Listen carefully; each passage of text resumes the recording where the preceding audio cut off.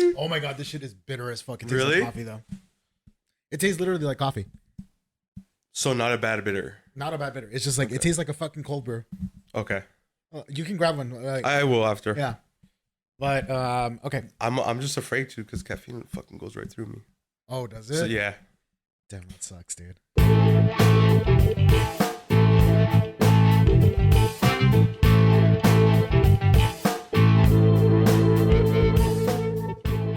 Hello, guys, and welcome to the start of something new. A personal project of mine, I guess you could say. We're gonna call this thing. It's been 2 weeks, and for now, it's gonna be me and John. If I may, you said a personal project of yours. Mhm. Who the hell are you? I mean, I'm Will. I'm from nowhere. I'm pretty much a fucking regular guy with a microphone. Honestly, let's be real about this. But yeah, that's pretty much what I'm trying to do. So like, John, you're a nobody too. You're a regular guy, an average person, an average citizen of of this country, Of Nazi America? of Yeah. Nazi America. Yeah, like that's kind of like the thing that I want to do, right? Like I want like we're specks in the universe, like literally people who have no influence or nothing of that sort, and we're just talking and giving our opinions. Basically, that's all it is. This episode in particular is going to be a little bit different, or at least a little bit out of the mold that I'm trying to do for this series.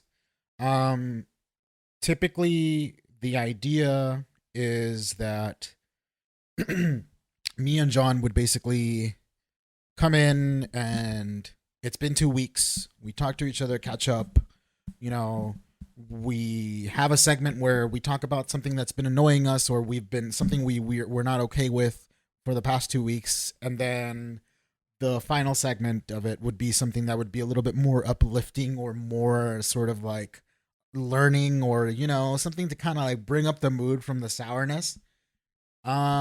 This episode though is not going to be that. I'm just going to call it.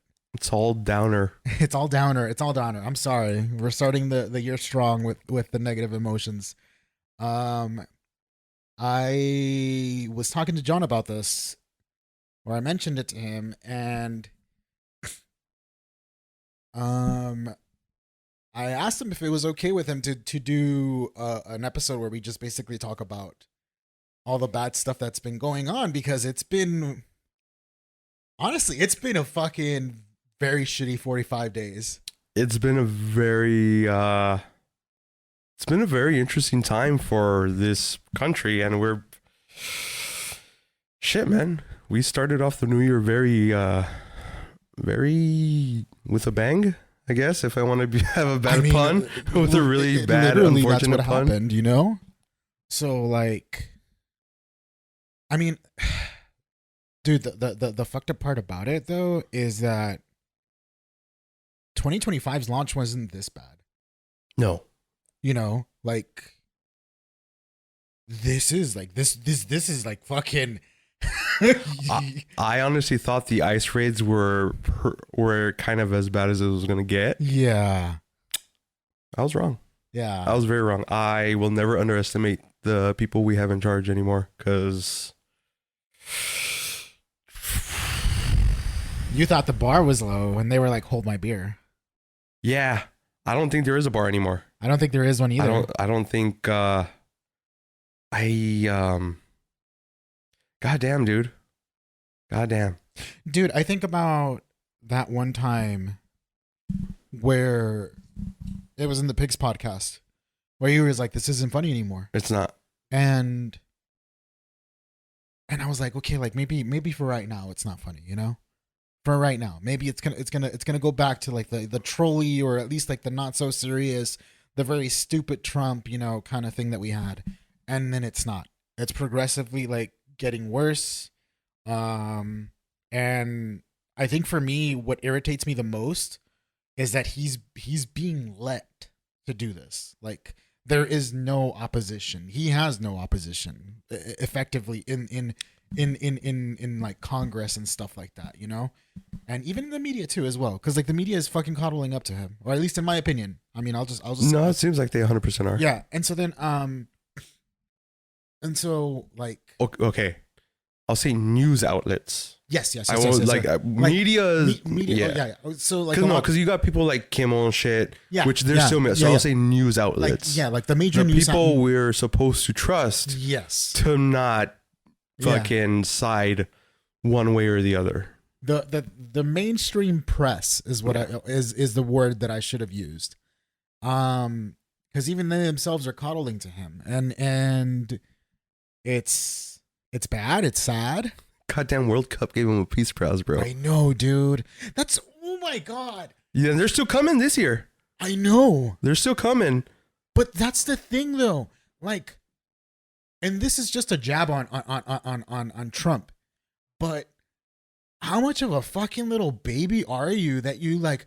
You need to give me a gift to get on my good side, so I can let you do whatever you want. He's like a spoiled brat, you know? I can get your like this is a jab on Trump, but I'm a little disappointed that it wasn't also a jab on FIFA Yeah, because they're a shit organization. absolutely. Yeah. Honestly, dude, if I was FIFA, I'd be like, I know we said we were going to be in North America, but now we're just going to be in Mexico and Canada Yeah, because fuck your shit. yeah. Especially when majority, because like, how many people in America watch soccer? Yeah.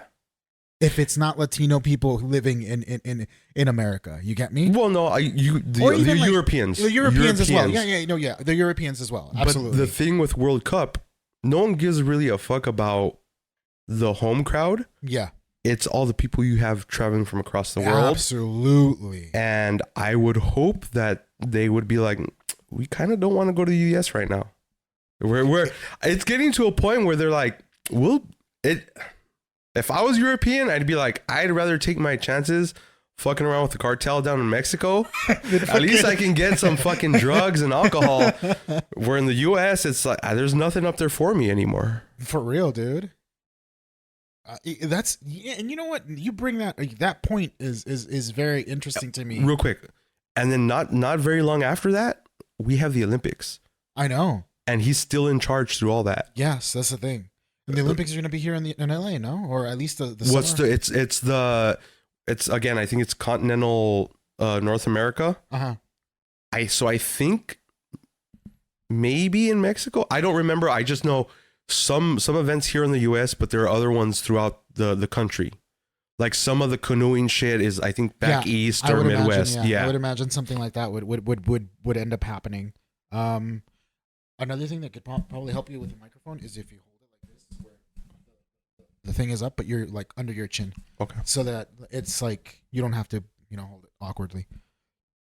Yeah, but that's like,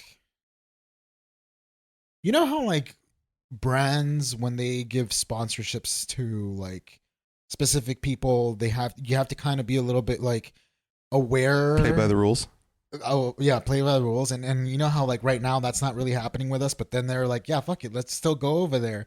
It's like you would have thought that they would have been like, do we really want to be associated with this? Yeah, it's obviously the money. Yeah. It's all the tourist money that's gonna be like, yeah, this is goddamn. Well, that's kind of like really what every country is. It's like every country's its brand, and generally it's people, but to a larger extent, it's their person in power is the brand representative, and our brand has gone to shit with our current representative. If you think about it, Yeah. Well, I mean, not just that too, but look, I can say that while he is the president in power, I don't agree with anything that he's doing or anything that he's saying. But and so then you can have that sort of separation between citizens and the person who's in charge. The issue is that there's a pretty big chunk of people who are fucking like okay with what he's doing and fucking being and clapping it when they see it happen and stuff like that, and it's fucking infuriating. you know what this reminds me of, and it fucking boggles my mind that I'm gonna kind of make this comparison. It reminds me of after 9/11, where everyone was just like, fuck every Muslim, fuck everyone from Iraq, and blah, blah, blah. When you have people here, but people from there where they're like, we're stuck here. We don't have this option. Yeah. They don't represent us. And now a bunch of Americans have to be like, we're stuck here. This shit's happening. It doesn't represent us. Yeah. It's, it's fucking shoes on the other foot, and it sucks. And it's like, it's kind of even more terrifying when the person that you have in charge of your country has the fucking control of nukes and arguably the most powerful military in human history. Absolutely. And it's very kind of hard to sleep sometimes. It really is, because it's, you wake up every day and it's like, and I don't watch the news, and I try to avoid it, but even the bullshit apps I use just to try to disconnect, they're infested. It's infested. It's everywhere, like you said earlier today. It's unavoidable now. Like, it's become routine. It's daily life. Yeah, it's daily life. I mean, like, it's like, okay, like, we'll go more in depth about this, or at least we can later on. But, like, literally, like, not even 24 hours after that lady, Renee Good, got shot and killed by ICE, in fucking Portland, Oregon, 2 other people got shot. Yeah. Not even, I think it was like maybe like 16 or 18 hour difference. Like, the fact that happened to that woman, and the fact that, like, the government officials are like, no, they were doing it in self-defense. It literally just gave them the okay to, like, yeah, brandish your weapons, do whatever the fuck you want, make sure that you're perceived as the one who has power, and you are free to make threats. You have absolute immunity. You can act whatever way you want to act. We got your back. You can violate whatever fucking, what you call it, whoever's fucking civil rights. It doesn't fucking matter. We got your back. And the fucked up part is, once administration changes to a different party, all those motherfuckers are gonna get prosecuted.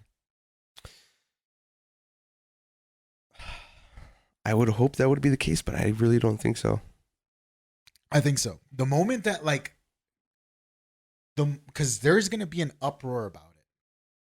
Let's be real. There's gonna be an uproar about it. They violated fucking people's rights. They as of now, they've murdered 1 person. They've also shot 2 people. Not only that, but I don't know how many people have died in their detention custody. facility, Yeah, in custody that we know like, of. We know of, at least. Yeah. Plus all the fucking the extraditions that they did towards El Salvador and all that shit. Like, dude, no one's gonna let that slide. There is no way. If you had told me, if we were having this see, that's the thing. Even if we were having this conversation, look, I have no faith in the government on either side anymore. Yeah, on either side, because sense. I have no faith in really any of our institutions anymore. And that includes, like, one, I was never big on law enforcement. That's a separate issue. Right. But they have a very good opportunity to change public opinion about them, and they're not doing much about it. They're really not doing much about it. You know, like, I'm not saying go out and start arresting ICE motherfuckers, but serve and protect. At least the protect part. You know what I mean? Like, instead of being the barrier that protects ICE from the protesters, be the barrier that protects the protesters from ICE. You know? Like, your backs should be facing the protesters, not facing the fucking ICE. Yeah. You know? That's how it should be. Like, that's what ultimately should be happening with the PDs right now all across these fucking blue states and blue cities. Like, and especially all the fucking, the mayors and fucking governors that are like, oh, we don't like the posture, how they're posturing about, like, how they don't want ICE in here and so forth, et cetera, all the strong words they have for ICE, but then your actions with your fucking police department, dude, like, it's showing me a whole different picture. Yeah, everything's been reactive instead of proactive. Yeah, and unfortunately, it costs someone their life. Yes, absolutely. and that's where we're at this point. It, and it's, I had said it a while ago on our other podcast. For shit to really change, you're gonna have to spill blood. The sad part is, I don't think, look, God rest her soul, I don't think there was enough blood in her to get shit rolling. But that being said, well, I mean, look, dude. Let me put it to you this way. Blood has already been spilt. It's been spilt by the people who have died in their custody. It's been spilt by this woman as of right now. It's also been spilt by the 2 people who got shot. But those 2 people are supposedly like immigrants or Venezuelans. They're not legal citizens, right? But I mean, like, one way or another, like, it's still blood that's being spilt in this country, or at least by the actions of this fucking Gestapo, essentially. So, like,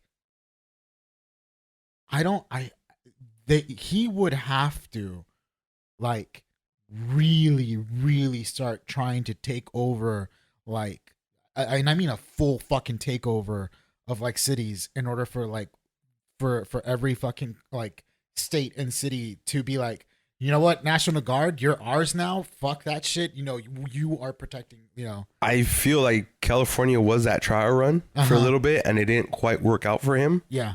But the other thing too is, going back to the blood spilling thing, I know I said that, it has to be spilled for shit to change, but the flip side of that, with the way things are, the best course of action, it sucks to say, is inaction, because the moment a group pops off against ICE, that's exactly what they want for martial law. It's a fucking powder keg right now. Exactly. Yeah. They're egging us. Yes. They want the reaction, which, I mean, God damn it. Unless it's just a full scale civil war, you just got to fucking sit and bite the bullet and try to ride it out. And then hopefully, when the fucking the midterms, whenever those come roll around, hopefully shit starts to change there. But if not, it's like I said, it's either fucking you balls out, or you just fucking, like, wait it out. Yeah, wait it out for the next 3 years, 3.5 years, whatever the fuck it is at this point. And another thing too, I mentioned this to you earlier about how, I think his name is Brendan Sutton. He was a guest in The Majority Report, which is a show on YouTube. You can look it up. Sam Cedar, he did the voice of the food inspector for Bob's Burgers. Okay. Yeah. That show that he does it every fucking day or every weekday. Well, what's the name of the show? The Minority Report? The Majority Report. Majority Report. That's the voice of that?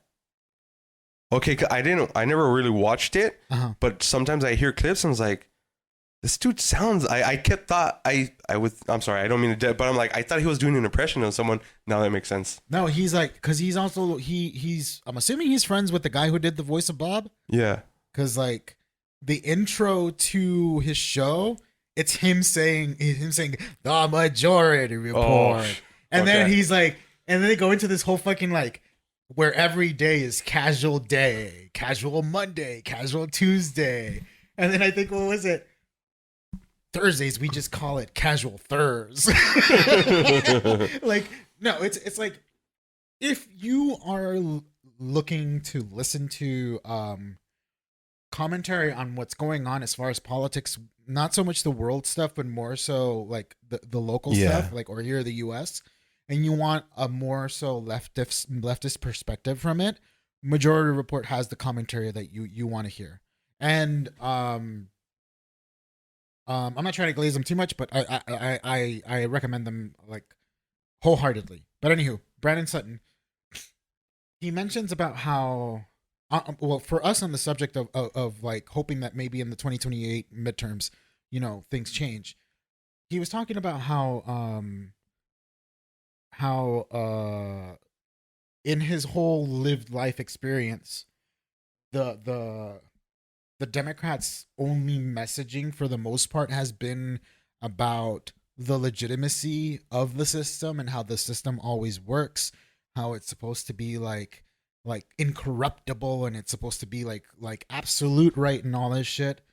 But then he also mentions about how like basically like yeah, these guys like to posture like this is important and how this is like so absolute, but they in the background they've already fucking like sold out the sanctity of the process. Like they sold like they've given up war powers to the president, to the executive, which is exactly what happened right now with Venezuela. Like like only you, Congress, can declare approve. war. Yeah. You get me? Why is this fucker saying that he's declaring war on things when he doesn't have the power to do so? Why didn't you rein that shit back after fucking Iraq? Because that's really when it fucking first started. Yeah. You know, with the 9/11 and stuff. Like, why didn't you fucking take that power back? It's because you've been bought out. Everyone's bought out, and the party that's supposed to be the opposition right now, I don't have confidence in them to be the opposition. You get me? And that's the thing that's kind of like it frustrates me a lot because, in case you didn't know, to the people who are listening, I am very left leaning. So like, they're not. I'm like, am I a Democrat? I'm registered as one, but I don't feel like a Democrat. You know, I feel like I'm more further to the left than what the version of Democrats that we have here in our politics. And so I don't like when 2028 comes, and if we do manage to flip the both the House and the Senate, do I feel confident that they're actually gonna fucking do something about it? I don't know, because they don't have a spine right now. Yeah. Like they haven't been showing that they have a spine. We've talked about it like in the past before, and I think we had mentioned it. The problem with the Democratic side is they seem to be 100% of the time reactive as opposed to proactive. Mm-hmm. Where, to the credit of the Republican side, they're very much more proactive than they are reactive. And I think that's one of the big problems, is because when the Democrats are in power, they're not really making those moves. And when they are, the Republicans are very much there to shut shit down that they don't like. Absolutely. When it's the other foot, the Republicans are always trying to get shit done.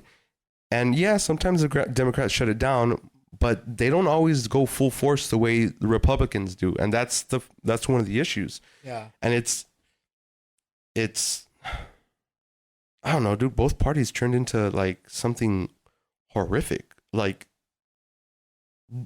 I mean, the Republicans just basically become the party of fucking evil, and the Democrats become the party of just uselessness. They're of wet napkins, dude. That's yeah, what they're are. nothing. They're wet napkins. They're nothing. Like legitimately, that's what they are. Cause what was it? Chuck Schumer talking about fucking Marco Rubio and him saying that he was disappointed in his response about the talks of whether there were going to be more military operations further down south of the continent. And he says, I was disappointed in his response. Disappointed, motherfucker? Disappointed? Yeah. Bro, where's your anger? Where's your fucking spine, dude? You're the opposition. Where is your passion for trying to be just? And you know, there is none. Yeah. That's the reason why he doesn't do shit, because there is none. You know? Where's your passion for even the just the rule of law, or not even the rule, but for like the what the Constitution stands for? Yeah. You know? For that. Where is that? Like, it's not there. And it's like, and you're a fucking minority leader, dude? How the fuck did you get this position? You know? It's like, Jesus Christ, dog. How did any of them get their positions, dude? I know. Like, it's just... I don't know. Like, to me, I'm hoping that... My hope is that I hope that I'm wrong. That if we do end up flipping things over on 2028 after, like, the midterms, that they actually do fucking grow a backbone, that they actually start moving along towards being an actual opposition towards this administration. And I hope that they correct things that, you know, that have been happening. But like, they also need to put the right candidates forward to do it. And that's kind of the problem. It hasn't really been since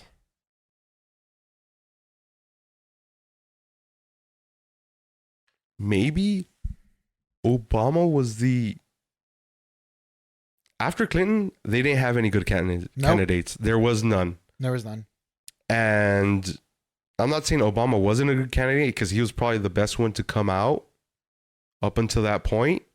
Obama was ultimately, in my opinion, a Trojan horse because he ran on such like on policies that, or at least he ran on the perception that he was going for like more social programs, etc., etc. Look, this is gonna sound horrible. He was a brownie point president. Yeah, that's what like ultimately. I'm sorry, but he was. Yeah, and it was just like, and I mean, don't get me wrong, there was stability.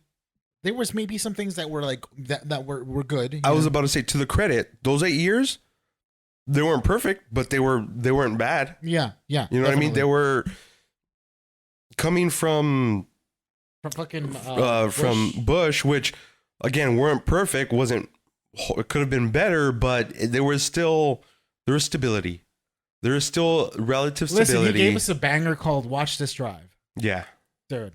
I mean, we also have American hero Dick Cheney. You know, he honestly, dude, and I think I've told you before, he is, and I don't really say this as it's a joke, but it's also kind of not a joke. He is a personal hero of mine because I would give my left nut to be able to shoot someone in the face and have them apologize to me.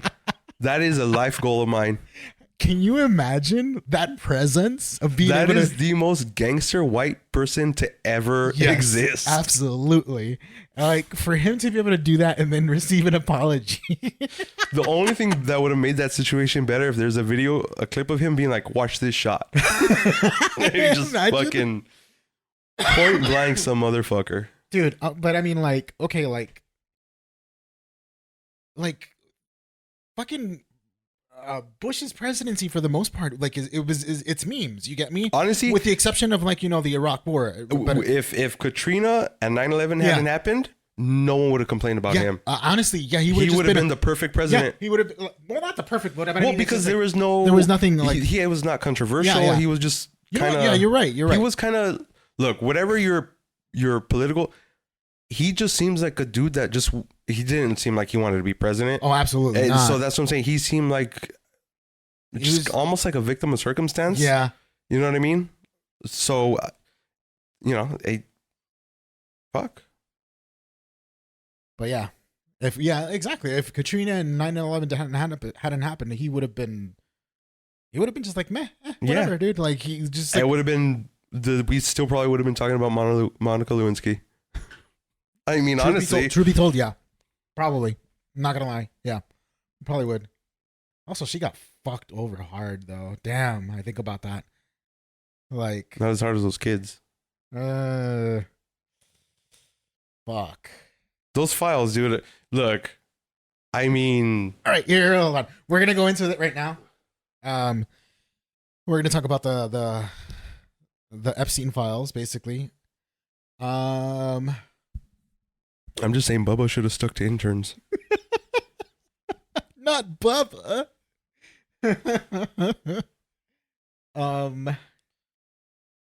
How much do you know about it? Because quite frankly, like all I know is like what I looked about up the Epstein stuff, like or just like about the files themselves that were released.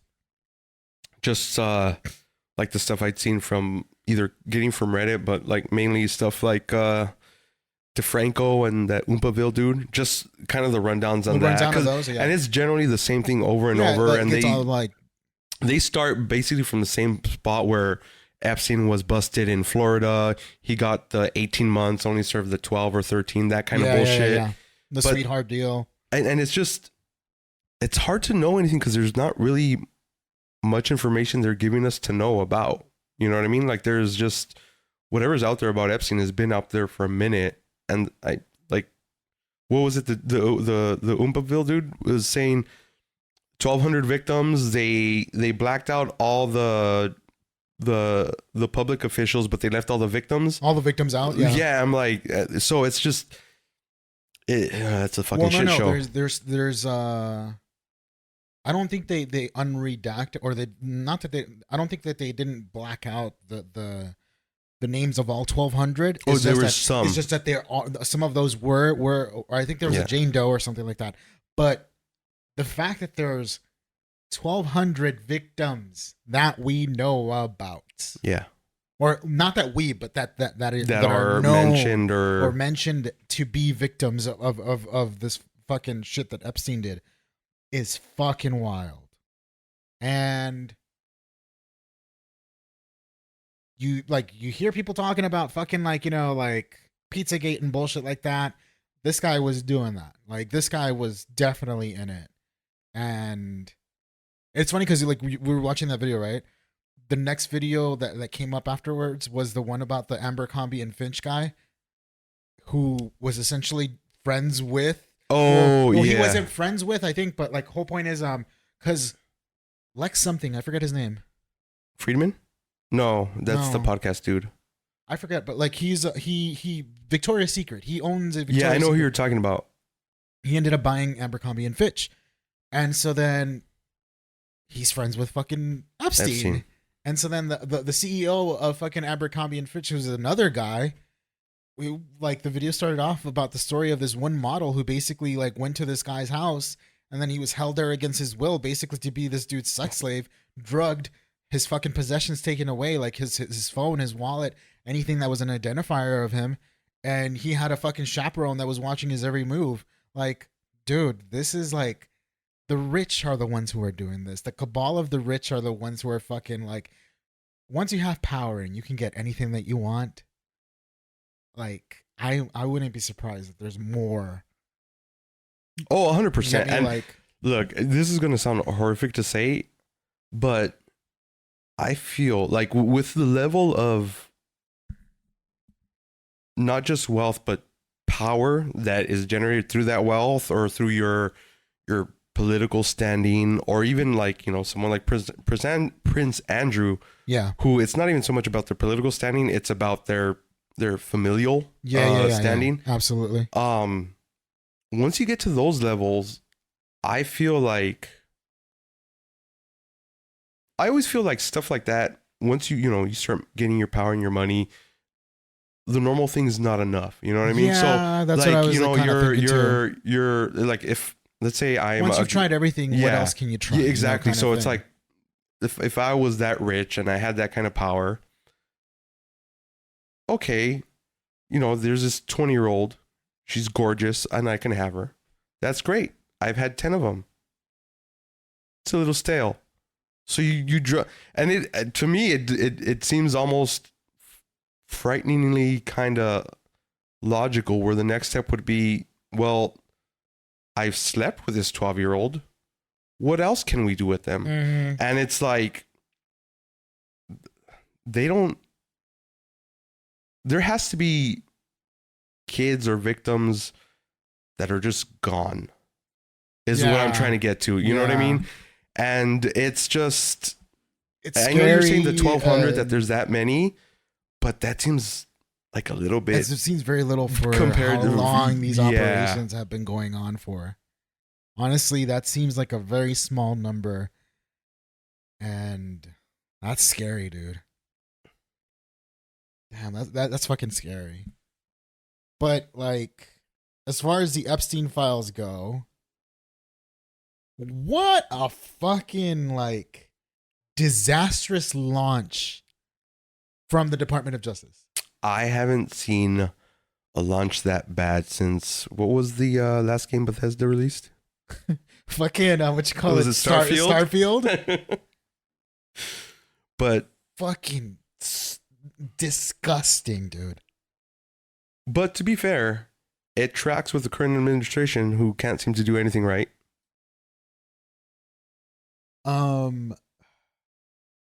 I keep thinking of something that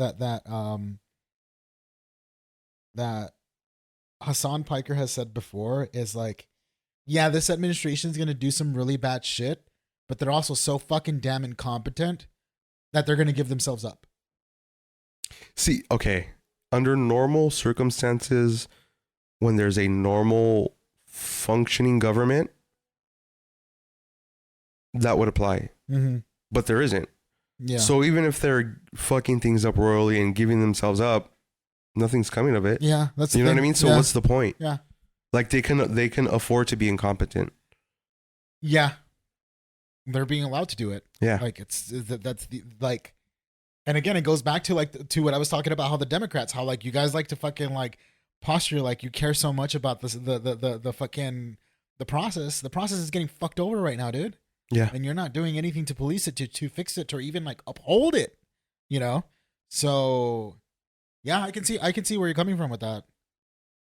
But it's fucking dude. The thing that's crazy to me is the fact that like the redactions, it wasn't even like they redacted like paragraphs or sentences. Pages. It's full fucking pages of just black. Pages. If you were to print all those documents, you would fucking go out of toner within like the first 30 pages. You get me? And it's fucking ridiculous that was in some way thought of to be acceptable. Yeah. You get me? By them. Because like as far as like what the bill says, what like the Epstein Files Transparency Act,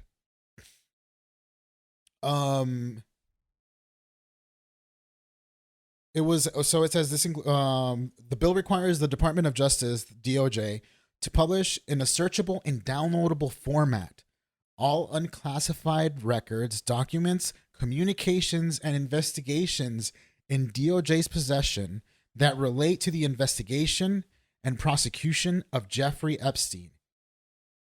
In searchable format. And then and more. It says this includes one, materials that relate to well, I call her Ghislaine, but it's Ghislaine. I've heard that I stole this from another podcast. I've taken to calling her Ghislaine.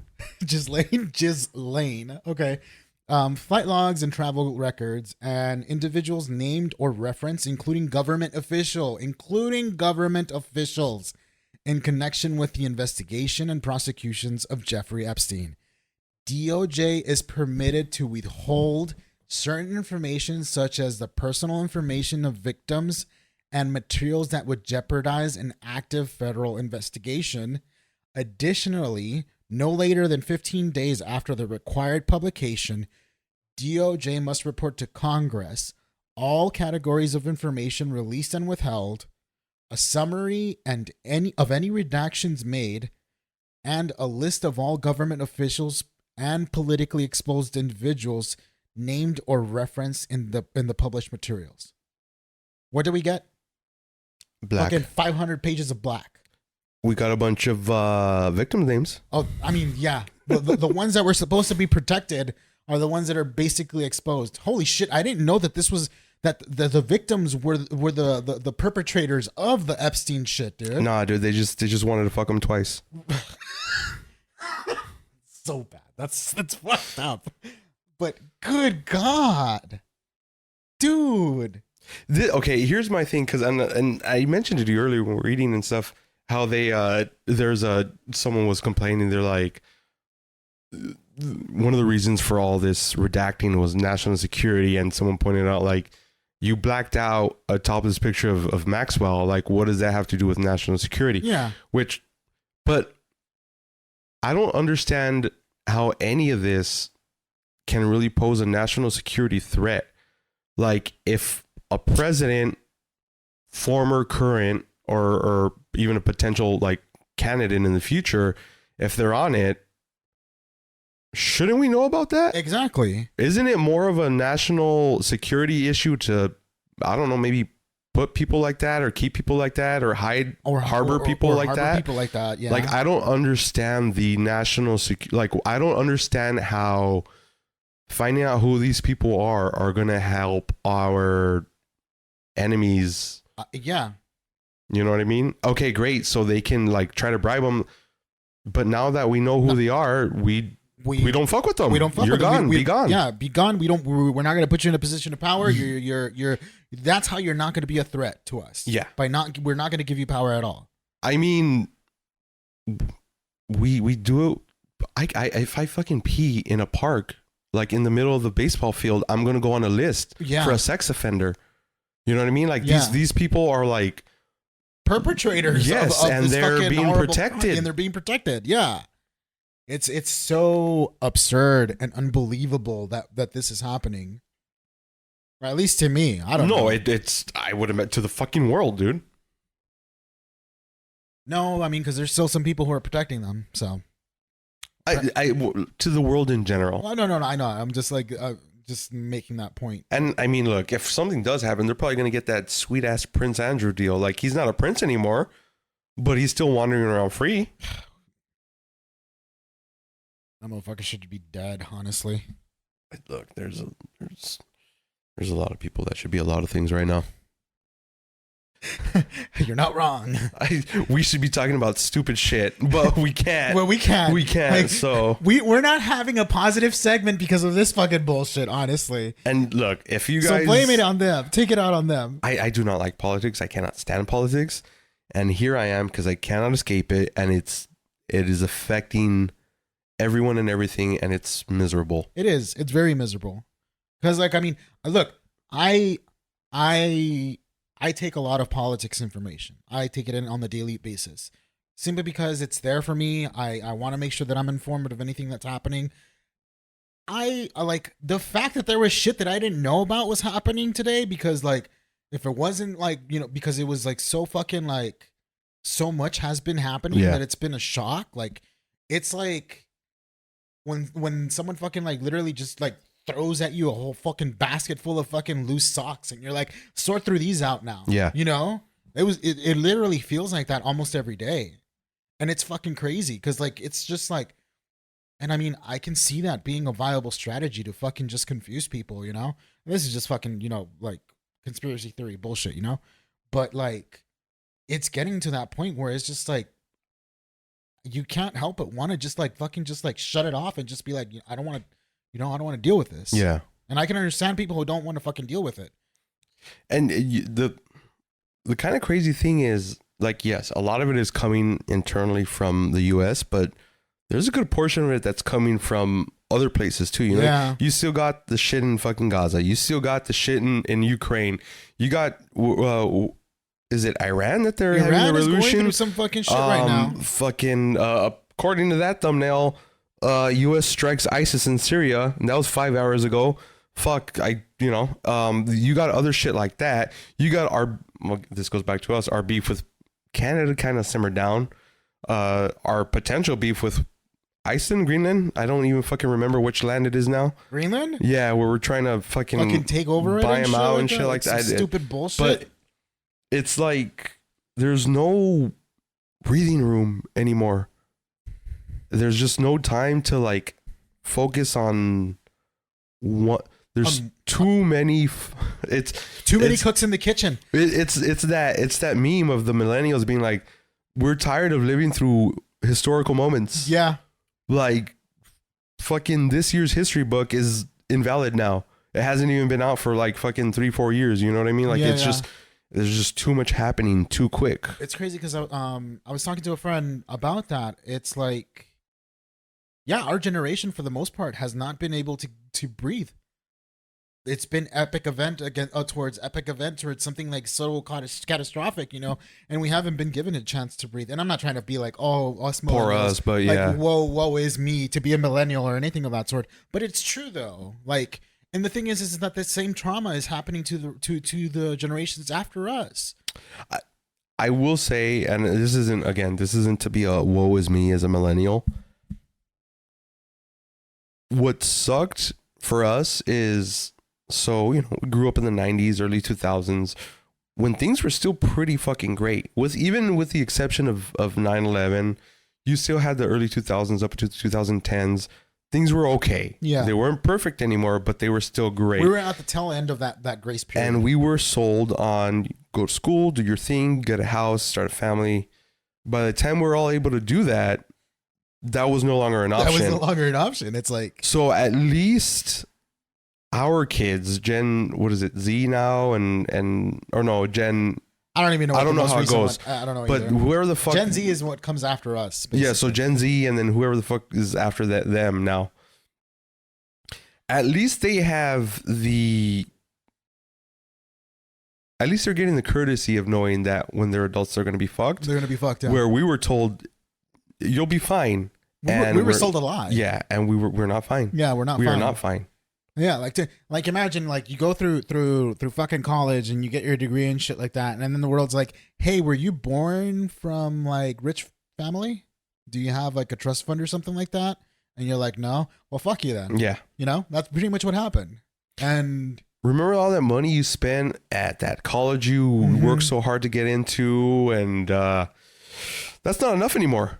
yeah, You should have been working during that whole time for 10 years. And you know what I mean? And now you're not going to get paid what you should get paid. And it's just, the system is very fucked up in that way because like I think about doctors and how doctors like sure they get paid fairly well, but majority of that fucking money is going to what? To their fucking debt, yeah. to their school debt, you know? So like if our doctors can't even like enjoy their money, how like what kind of system is this? You get me? Yeah. Like what's the point of it? You know? Because you don't like clearly you don't become a doctor for the money because you're not, Not gonna get anymore. not Yeah. anymore because you're not getting the money. So why the fuck are you a doctor? Same thing with fucking lawyers and shit. Yeah, exactly. You don't no. You decide to be a doctor because you want to help people, and then you realize, oh, I'm a Well, one doctor, of so two I things. yeah. For me personally, I think it's one of two things. One, you really are about the cause, or you really want to feel important. Yeah, okay. You get me? Like that's how I see that. Same thing with lawyers and like Yeah. any leadership position is like you're either really for the cause or you want to feel important. Yeah. Or the position is corrupted and you're doing it for money. Yeah. But I mean, like, we're talking about lawyers and doctors. They're not getting money, you know? So, but I mean, yeah, go ahead as you were saying. What was I saying? I'm sorry, I completely lost. You're talking about doctors and then I interrupted you. Yeah, I forgot. I'm sorry. It's all right. It's all right. But I mean, it's just, there is no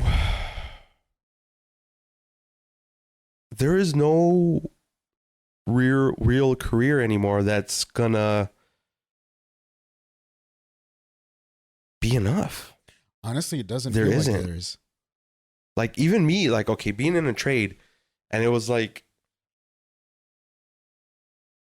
talking to people my age or even younger that are in the trade, and they're like, even some of the dudes that are older and shit, they're like, you know, I remember when, you know, if someone was older than me, and they're like, I remember when I got in the trade, you got in it because it was like, you wanted to be able to buy that house and that truck and that boat for the weekends. And they're like, you don't do that anymore. You don't do And it if you anymore. want to buy that house and that truck and that boat, your ass is living out in fucking Bakersfield or Victorville, way out there. Way And out you're there. driving those 2-3 hours to your job site and those Yeah. like 4 or 5 hours back home Yeah. to deal with it. Cause there's just, it's not enough. It's just, and we make decent money. We make good Yeah, money, yeah, and yeah. it's not fucking making a dent anymore. It's one of those things where like you kind of, well, at least I think that I feel like there needs to be a little bit more control in the prices and just how everything is the inflation that's going on. And I know that a lot of people don't like the sound of that because it means more government control over it, or at least more government intervention.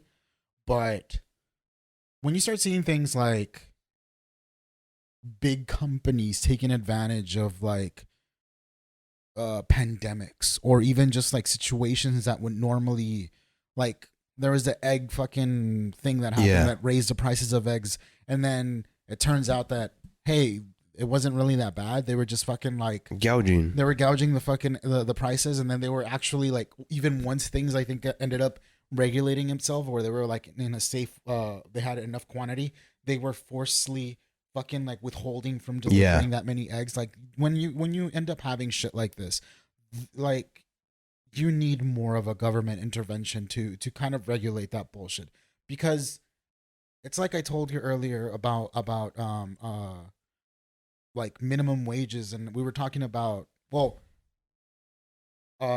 me and John on the way to picking up some stuff, we're talking about how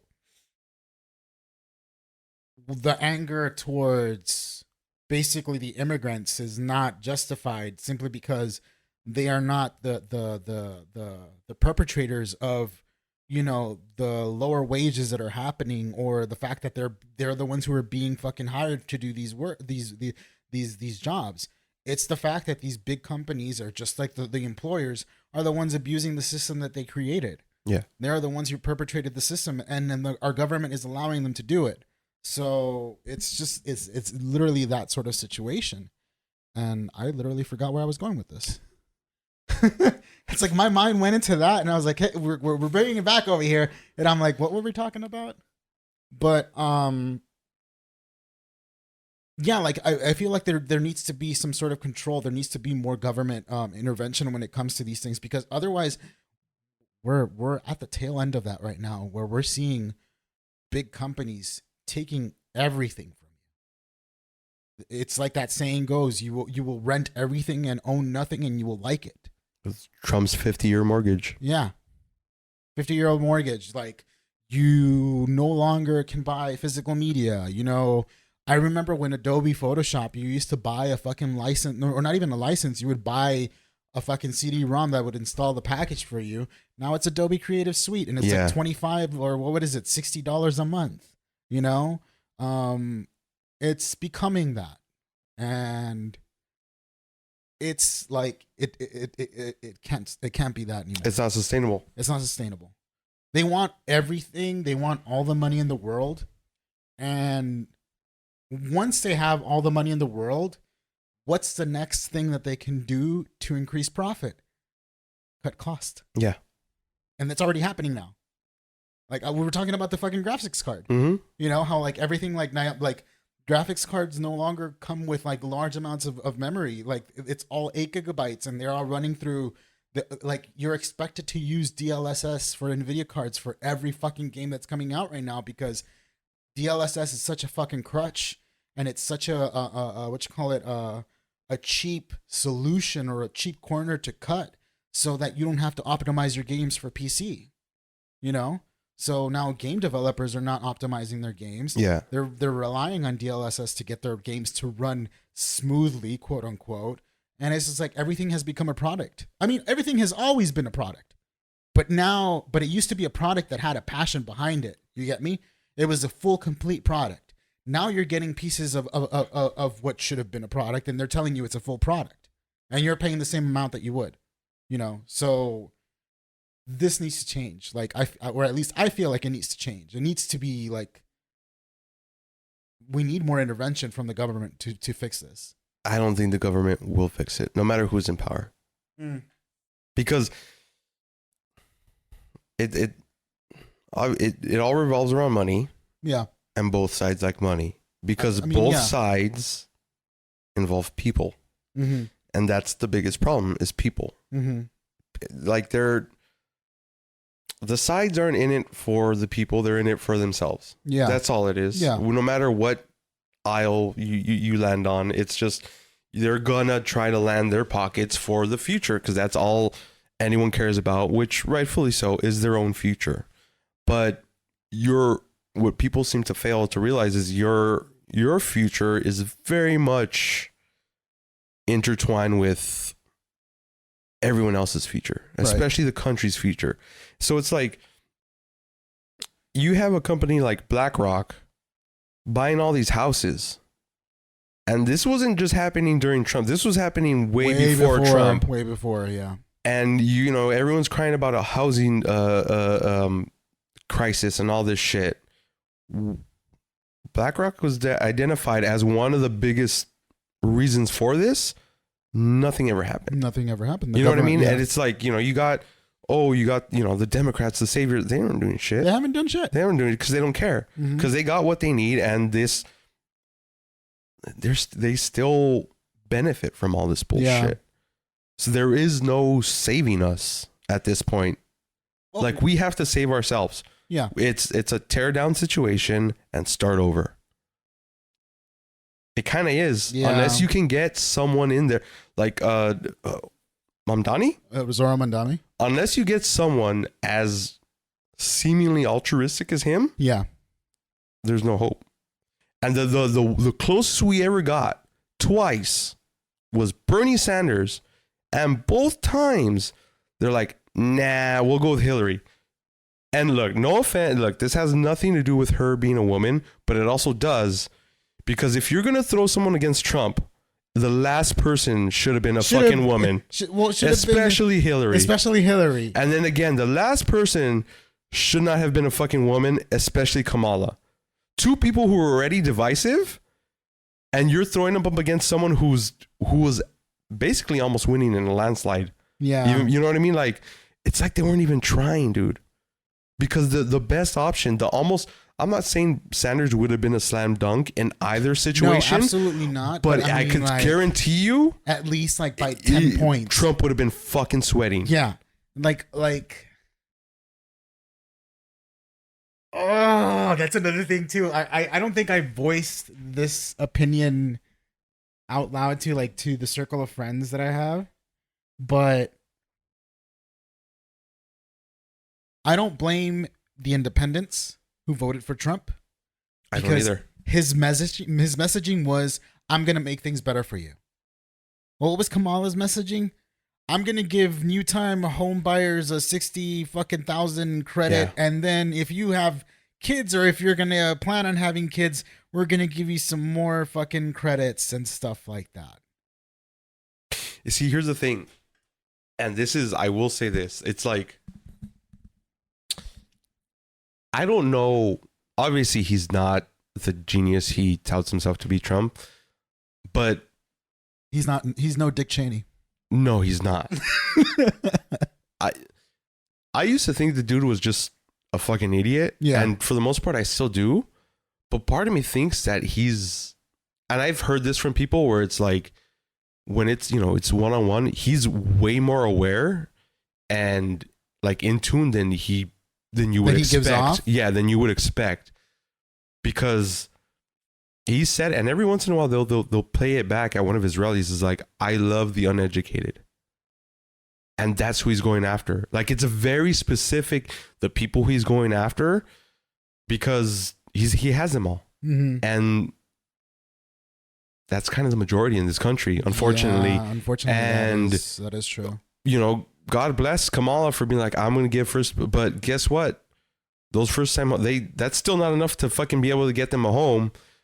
And you have someone like Trump saying like, you're broke because of this? Like, no tax on tips, dog. No tax on overtime. You know what? Okay, how about more wages so we don't have to rely on tips and overtime? Yeah. How about no more Band-Aids? Yeah, exactly. How about some fucking stitches to close that wound? Exactly. But I mean, like, people are so fucking like, yeah. You get me? Like, I don't want to say that it's stupidity. It's more so like, this sounds like it's actually going to do something in comparison to what this bitch is fucking offering. Because quite frankly, like, what the fuck is $60K to get a home gonna fucking do for me? $60K is barely even a fucking down payment now. Exactly. It's not even a down payment. Yeah, and so or even the tax credits. Like, how am I gonna get children when I can't even fucking afford to feed myself? Yeah. You know, like, those tax credits aren't gonna do shit to me.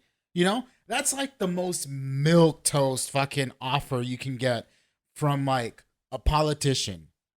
You know, so even though the offer that Trump ultimately made, or the policy that he was running, I can recognize that that's still shit. You know what? That's a more polished like turd than the one that she's offering. And that's the weird part, is like, he's doing just enough to promise just enough to keep, again, the uneducated happy. Yeah. Where it's like, someone like Kamala, it's like you're trying to overpromise, but you're not delivering on anything. You're not delivering on anything. And You know, it's like, I honestly, I understand why people are fucking saying, you know, would vote for someone like Trump, who's not necessarily overpromising, but it's just that he's being so vague. When there is that little victory for you, you're like, this is what I voted for. Cool. Yeah. You know, I mean, obviously you hear the fucking farmers like, this is not what I voted for. Yeah. You take the good with the bad, but I can see how Kamala kind of turned the entire party against her, where Trump is only parts of his supporters are getting affected. Yeah. Eventually it'll come for all of them. But until it does, and when it does, he's not gonna care. The cultish motherfuckers that are like deep into him. Like, Yeah, they're no, not, yeah, they're they're not fine. going anywhere. They're fine. They're like they can be getting pissed on like straight on. Like he could be literally fucking just in front of their faces taking a shit, and they're gonna be fine with it. They're cucks. They're cucks. Yeah, exactly. And but like the independents and maybe like the conservatives that just basically voted red because that's what they do, you know. And you know what? Same thing happens with the fucking Democrats. Democrats vote blue sometimes, like for because you know it's just that sort of tribalism. And I was gonna say that too, and I think that's what screwed politics. It became tribalistic. Yeah, absolutely. There is no more moderate. There is no more. You can't be in the middle of the aisle anymore where you swing. That's, for me growing up, that's how I always seen myself. I wasn't necessarily Democrat. I wasn't necessarily a Republican. There was shit I liked on both sides. And depending, you know, on who it was, I would swing one side more to the other. Granted, I've only, you know, been around where it kind of mattered in terms of presidencies for like 4 of them, because I was in high school for fucking Bush. But it's to the point now where it's like I'm forced to be Democrat when I don't even believe in it, though, because they're doing nothing. Yeah, you know, like it's at least the right is doing something. Yeah, it's shitty, it's horrible, but they're doing something. They're getting results, I will give Trump's this. He said he was going to do it, and he fucking did it. Yeah. Which, I mean, God love him, because that's what a politician should do, I guess. Like, follow through on his promises, I guess. I don't know. I just wish. Yeah, dude, it's just we're living in a cartoon. We kind of are. It's fucking crazy that's what's going on right now. But moving on from that to another and mind you, like I said, this has only happened in the last 45 days. Dude, it was meant to be more like about Epstein, that little say, and it just devolved back to that. But I mean, I'm talking about like literally, this is 45 days. It's a little bit over a month, and this is the things that I can think about that were like the fucking like that are noteworthy. 45 days and not even a full month into a new year. Exactly. Sorry. So, Epstein, I would say is like the most like the oldest thing that has happened in these 45 days, right? And the most recent, and I think that the next thing that happens after that is basically the capture of Nicolas Maduro. Yes, the Venezuelan president. Mm-hmm. I guess he's called. Right? I guess he would be. I mean, I don't want to call him a dictator or anything like that, because I don't know the situation. Which that's a very confusing situation for a lot of people, because you got Venezuelans out here celebrating and some out there celebrating. So I know a lot of people are confused by the situation. I think it's the same situation like they have in Cuba. You know? Yeah, I get you. You get me? Like, there's a bunch of fucking Cubans that were like, you know, came down here and they hated fucking Castro, and you know, when Castro died, they were all fucking like, you know, yay, you know, fucking happy about it and shit like that. There's no way. I think, what do they call them? Gusanos? It's basically like fucking Cubans that. Oh, for like, it's supposed to be like a slang term for them. Yeah. I was about to call them that, but well, I do remember because they I forgot what I was listening to, but they did ask someone from Venezuela. And it's like, we don't quite understand, like, why are you guys happy? And apparently it was because there was an election, he lost, and he was like, nah, fuck it, and he just stood in power. That was like the bare bones gist of why there are Venezuelans happy he's gone. But that was just what I had heard. That doesn't make sense though, because I was under the impression that he did win his election. See, that's the thing. I heard apparently he didn't, or that it was like in question or something like that, and he just kind I of. think people were questioning it because it's him. Okay, maybe that, and that's another thing. I don't know. I mean, but to be fair, like I don't know. It's the same situation like when Trump lost the election and he was like, "Oh no, I won it." Yeah. But like, I mean, the numbers showed that you lost it, dude. You know. I don't know if it's similar to that, where maybe he did on paper he lost it, like he didn't have the votes, or if maybe he fucking like, you know, or if like, I don't know if that was the situation. I think it's more so because I remember hearing something about him closing certain polls that were going to be favorable to the other guy. Okay. So in paper he did win, but He cheated. He cheated Yeah. to get to win. Okay, so maybe, yeah, So- I just heard that he technically shouldn't be president, but I don't know. It what wasn't a fair election. Okay. Basically. I think, and you know what? I think that's fair to say. Valid. I don't know how excited I would be about another country coming in. Well, honestly, at this point, if another country came in and took out Trump, and I would be like, you know what? I mean- at this point, fuck it, I'm down. What What if- language do you need me to learn? Do you need me to learn? And it's the Chinese. Is like, yeah, you're gonna have to learn Chinese, dog. Yeah. I'm You're getting, gonna I'm need to getting in learn- touch with my Mexican roots then. You need to learn some Mandarin and welcome to nationalized healthcare. Imagine. You know what? That doesn't all sound horrible. It's the social point thing that bugs me. The social credit shit. Yeah. Yeah. Don't get me wrong. Like that's very That's scary very to me. scary. Because That and being locked in your house during a pandemic. Being barred. forcibly, like, Yeah. where you're Being literally fucking jailed. in your own house, and that was a very fucking. That's a very fucking like end of days kind of thing. You want to see some 28 days later shit? You watch YouTube videos from China, and there's people jumping out their windows because they're starving. And then I forgot what the fucking but there was a video, and it was some dude filming, and it was just the doors that had been barred and stuff like that. And then he pans over to the right to where there's a park, and it looked like something out of a movie or an anime, because it was the trees, and it was kind of dark in the trees, and all you seen was silhouettes of people hanging that hung themselves. Shit. That's crazy. And it's like, It was like that one video, that one fucking what was it? There was that one Korean show that where like they all locked themselves into the fucking in the building because there was a bunch of monsters. outside. Sweet Home. Yeah, there you Yeah, go. Sweet Home. It's basically that, except like, you know, Yeah, Pretty much. They had no choice. they had no choice. And the you monster know? was China.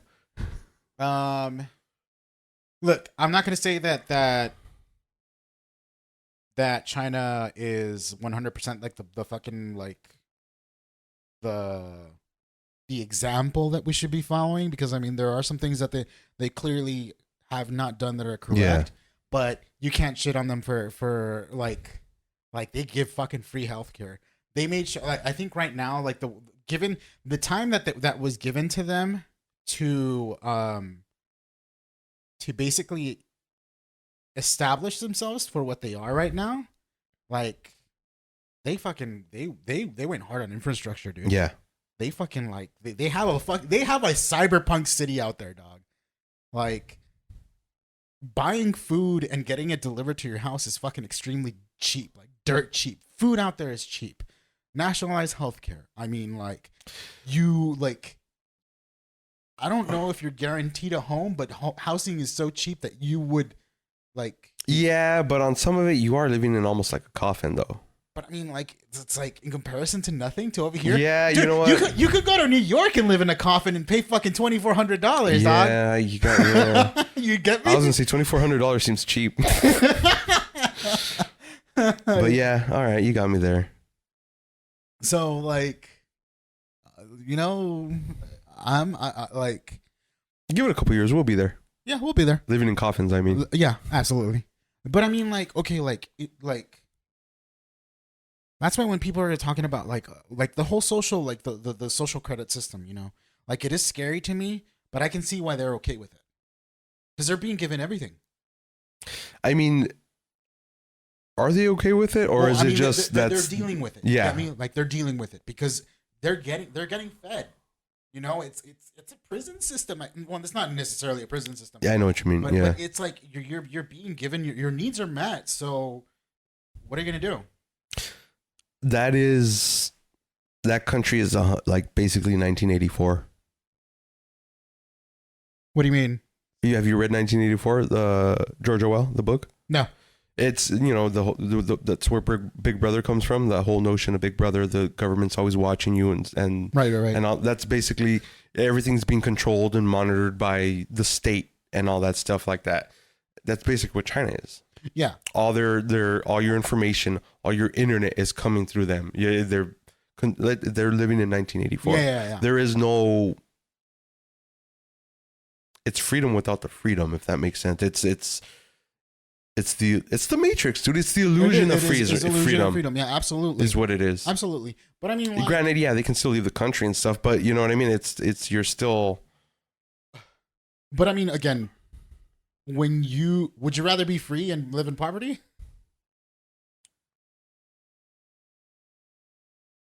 Would I rather be free and live in poverty? Or like in that sense, like or have the freedom to say or whatever you want, and live in a shitty situation, like say here, like in the United States, or would you rather be in a position where you essentially are living comfortably, like, or at least not in poverty, you know? Okay, well, in that situation, if it was stay here with the way things are and or go over there, I'd rather go over there because kind of can't really say anything here anymore. Yeah.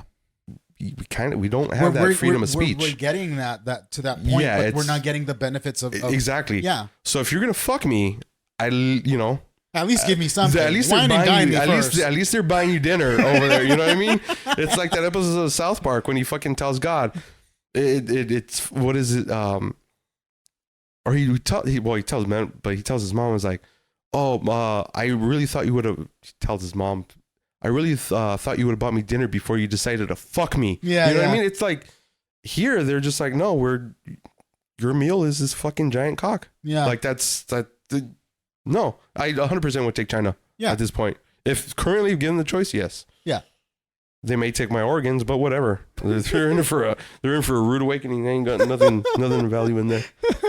But yeah, I mean, like, so, like, okay. We went on this tangent because of the whole fucking, like, what you call it? The Venezuela thing. But, like, the whole, like, the legitimacy of whether fucking Maduro won or whatever the fuck, that's not my business. Yeah. That's not our business as a country either. Whether they are what you call it, living in fucking oppression or not, that's still not our business. And intervention from our country to act like the world police, it's fucking hypocritical. Well, that's not why they're there. Well, we're there because it's our oil. Well, no and shit. Our airspace. No shit. And they were interfering. I don't know why they fucking put their country on our oil, right? And under our airspace. We like fucking idiots. Yeah. All we did was send a couple of fleets of fucking naval, missile destroyers over there to police our fucking our space. That's and it. They encroached it. That's all. You know what? Okay, so I was fucking surprised that I found this. This is from PBS, a timeline of U.S. military. RIP PBS. A timeline of U.S. military escalation against Venezuela leading to Maduro's capture. It starts from January 20 of 2025. Yeah, isn't that when they started attacking the boats? No. There's shit before the boats?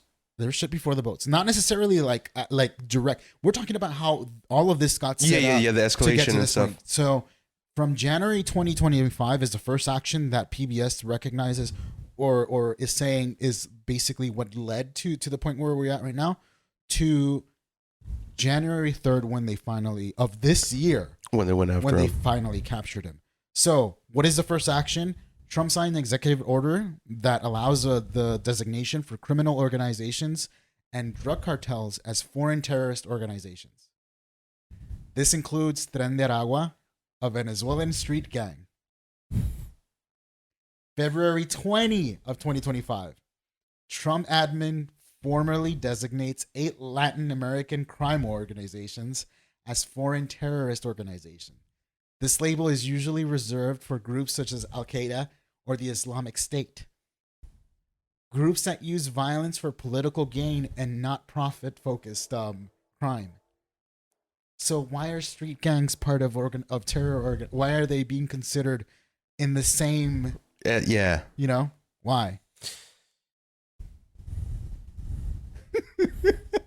I can't even come up with a good joke. Like Right? I can't. I'm trying to come up with a joke to defend, and I can't. It was just. The first actual action that so this is the January 20 the whole fucking what you call it executive order is the setup, is the basically like them like trying to legally set a Yeah, precedent, yeah. right? For them to be able like we can do this now because this is, you know, the first action that is considered to be like kind of like the instigation of it is August 19th of last year. U.S. military deployed three guided missile destroyers to the waters off Venezuela. Within weeks, the naval force grows in the Caribbean. So they started off with those 3 fucking carriers, and Yeah. then they sent more and more and more. And then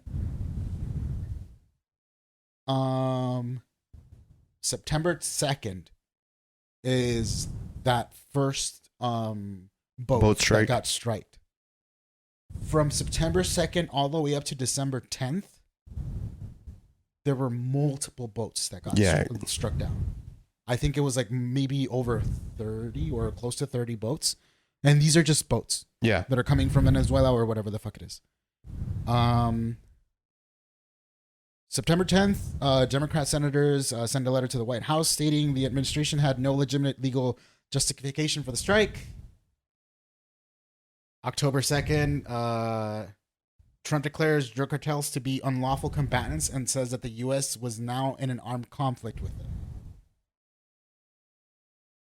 October 15th, Trump confirms he authorized CIA to conduct covert ops inside of Venezuela and was considering carrying out land operations in the country.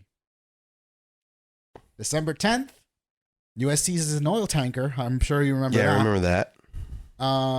A second oil tanker was stopped by the U.S. in December 20th, 10 days later. December 16th, Hegseth says the Pentagon will not publicly release unedited video of the September 2nd strike. Trump orders a blockade on all sanctioned oil tankers going in and out of Venezuela. This is on the same day of December 16th. December 17th, House Republicans reject a pair of Democratic-backed resolutions that would put a check on Trump's power to use military force against drug cartels in Venezuela. Senate Republicans had previously voted down a similar war provisions or a war powers resolutions. So Democrats were trying to push something to try to like limit his power. Senate Republicans and House Republicans were the ones who were like not letting him. I guess there was something big that happened on December 29th where they struck a facility or something like that was supposedly where the drugs were coming from. And then the next day, Trump imposes sanctions on like companies that are operating in Venezuela's oil sector. January 1st, my guess is that by this is just my own speculation, Maduro knew that he was going to get fucked. Yeah. So in an interview on state television that aired on New Year's Day, he said Venezuela was open to negotiating an agreement with the U.S. to combat drug trafficking. He reiterates that the U.S. wants to force the government change in Venezuela and gain access to his vast oil resources. 2 days later, he gets fucking captured. So I'm not sure what exactly is going on right now. I think they were trying. So they were trying to charge him on what is it? I think it was like drug trafficking or some bullshit like that. Let me see. Sorry. Accused of leading a corrupt, illegitimate government that for decades has leveraged government power for and promote illegal activity, including drug trafficking. Question. Yes. What would you rather have? A leader that traffics drugs, or one that, let's say they personally don't, but they have a, let's just say an acquaintance who traffics children? Which would you prefer? Because I'd rather have the drug trafficking leader. I'd rather have the drug trafficking leader over a fucking trafficker of kids, dude. That leader seems cool. Yeah. I'm just throwing that out there because, and he probably, there's 2 traffickers. Yeah. Kinda. Yeah. Oh, the other thing, how long do you think he's before he's pardoned? Like the Colombian, was it the president or who was it that they pardoned from Colombia? The drug dude. I don't know who you're talking about. Oh shit! Yeah, dude. The Trump he used. Fuck. Hold on. It was a recent pardon? Huh? It happened like it's fairly sometime last year. Oh, give me a second. I don't know who you're talking about, to be honest. And if he got pardoned, why did he get pardoned for? Because he didn't have oil. I mean, that makes sense. But I mean, he's fucking like he's threatening the fucking Colombian president right now because of the cocaine supposedly that's coming from there. Then maybe it wasn't.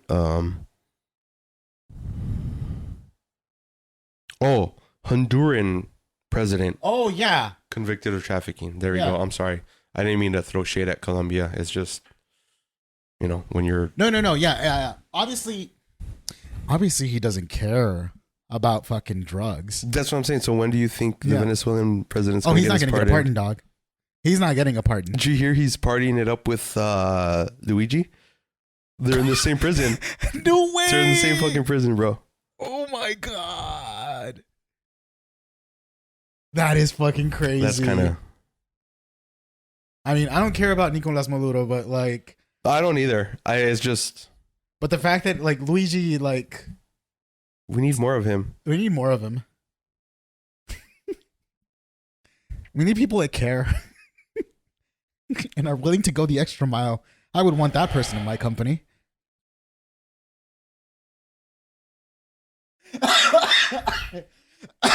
Look, whatever your opinions on him are, Luigi, he's the perfect employee, dog. He set a goal and he got it done. Yeah, I mean, shit. You want people to get shit done. Yeah, that's what we need. We need doers. We need doers. We need doers out there. We need doers, not sayers. But yeah, And you know what's crazy though? Okay, so like we obviously know, or at least between you and I, we know the reason why they fucking went for this. Yeah, it's the oil, obviously. But I wonder if the headline's still here. Okay, so if they went after that for the oil, what's the resource coming out of Mexico? There's nothing in Mexico for us other than maybe like. Don't we get a lot of shit for like chips out there? Don't they, like, not potato chips, like computer chips? I thought, didn't they have like a shitload of lithium or something? I think it was lithium or something like that, but it's a mineral that yeah, that I know they got quite a bit. That would be the only thing that we would get from Mexico as far as like natural resources from them, because other than that, they don't have really much to offer when you think about it. Land. I mean, yeah, land, but I mean, what are they gonna do? Fucking like displace all the Mexicans from their land and then install their own fucking like. Have you read American history? I mean, that is true. Do you know what country you're dealing with? That is true. I mean, it's a country born of colonizers. Yeah. I mean, like, what does Greenland have that we have other than space? I mean, supposedly about Greenland. Actually, hold on. There's a note about that. Greenland's supposed to be like a good place, just like strategically, I think. So work out a deal where we have a military base. So You know why it's a good place strategically? It's a good place for all those rich motherfuckers Oh, to go to- and yeah, hide when shit yeah. goes down. Yeah, yeah, Honestly, yeah. that's Yeah. the only thing that fucking keeps He's- on Greenland, he said, "We need Greenland for the standpoint of national security." He told journalists staying in the region that was covered.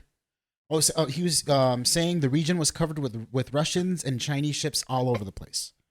So for him, the public reason is basically like there's a threat. We need to make sure that we keep an eye out there, which is the other countries. But I honestly don't feel like that's not why. That's the reason why. you throw a military or naval base out there. That's Yeah. how you. There is one already. That's the thing, is like we're good. We have something posted out there. I think I really kind of do think this. I say it as a joke, but also kind of not, because it's kind of hard to tell with Trump. I wonder if maybe like the fucking like the age of consent is lower over there, and that's the reason why. No, I was gonna say the sequel is coming out, Greenland 2, that movie. Did you see anything about it? No. Benji and I talked about it on the other podcast fucking while ago now. But, long story short, there's a meteor coming, crashing Earth. It's gonna fucking murder everyone. The world's governments kind of lied to everyone, saying like it's not gonna be a big deal. Turns out it was, but they had set everything up where they're selecting important individuals like doctors, architects, engineers to help rebuild. But until that happened, they took them all to bunkers in Greenland to ride out the apocalypse. So part of me feels like Trump's seen that movie and he's trying like, to do that we shit. need to do that shit. Because Because I think that's where that seed bank is. is it? I believe it's Green or Iceland. It's one of those places where that seed bank where they have, I don't know if it's every seed for every plant, but pretty close to it. And there's one, I think, too, for animals where they have egg and sperm from animals. It's like a contemporary art. Wasn't that Norway? It's one of those places. I don't know where, but it's somewhere out there. I don't know my countries outside of the U.S. I mean, it's Well, it's a testament to the fucking to Education the system. the education Yeah. system of the American. yeah. But it's one of those countries. I know there's a seed bank, and I believe there is one for biological stuff like animals and stuff like that too. Yeah. But I feel like he watched that movie You probably did that. and he's like, we need to do that. We needed, yeah. I don't know. I don't see any tactical advantage to having fucking Greenland in that aspect, especially when we already have a fucking like a post down there and we already have a base. Like, there's no ultimate reason to do anything. Not only that, it would violate NATO laws. So, like, the fuck are you trying to do, dog? I don't understand. Yeah. Like, you're allies with them. Yeah. Like, why the fuck do you need their country? I mean, okay, how you said, we shouldn't be the world police, Yeah. but you're literally one of the officers for Greenland. You're one of the you like what you are are you, one of their peace yeah. officers. Like, I don't understand, dude. I don't think we're gonna be in NATO for very long. I'm pretty sure he's gonna fucking he's gonna pull us out from it Yeah. because you can't be doing the things you're doing and then be in NATO. Yeah. And if he doesn't pull us out, I don't know how it works, but they may remove us. And sadly, this makes it so that China or Russia, well, Russia not so much, but at least China ends up being the next main person. And then once they rise up, we no longer have the big dick that we think that we have, you know?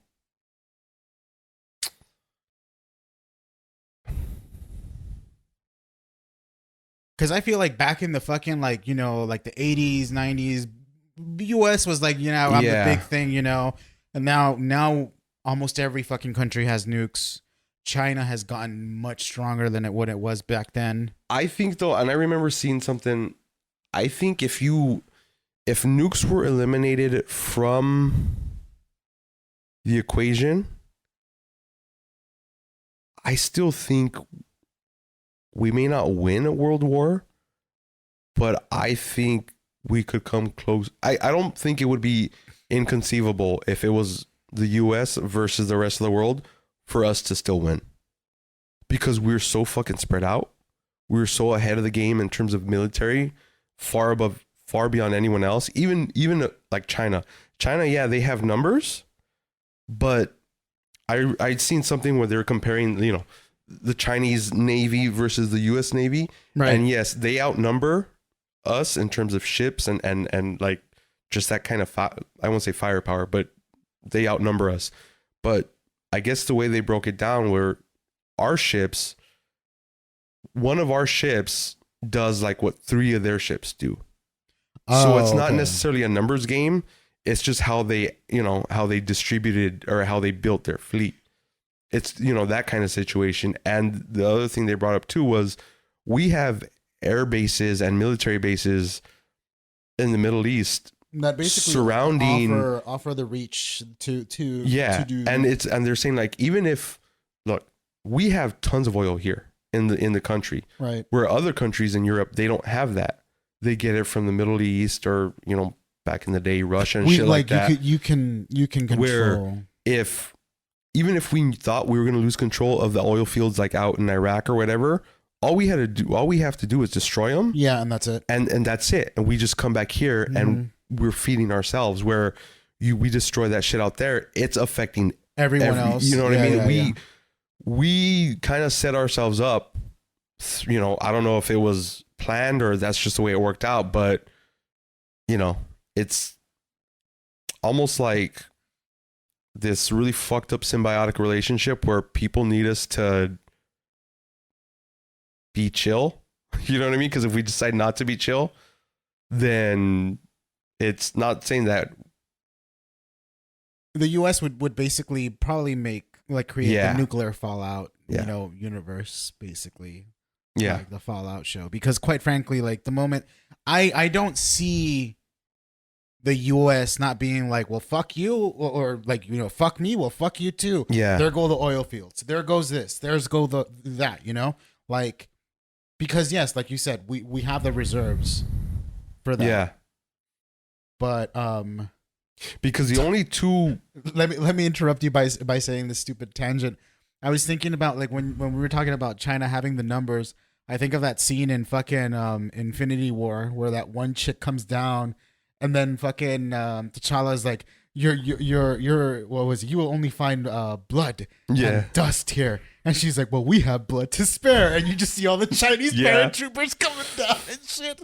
I'm like, goddamn, dude. Basically, kind of. But yeah, like I can see where you're coming from with that.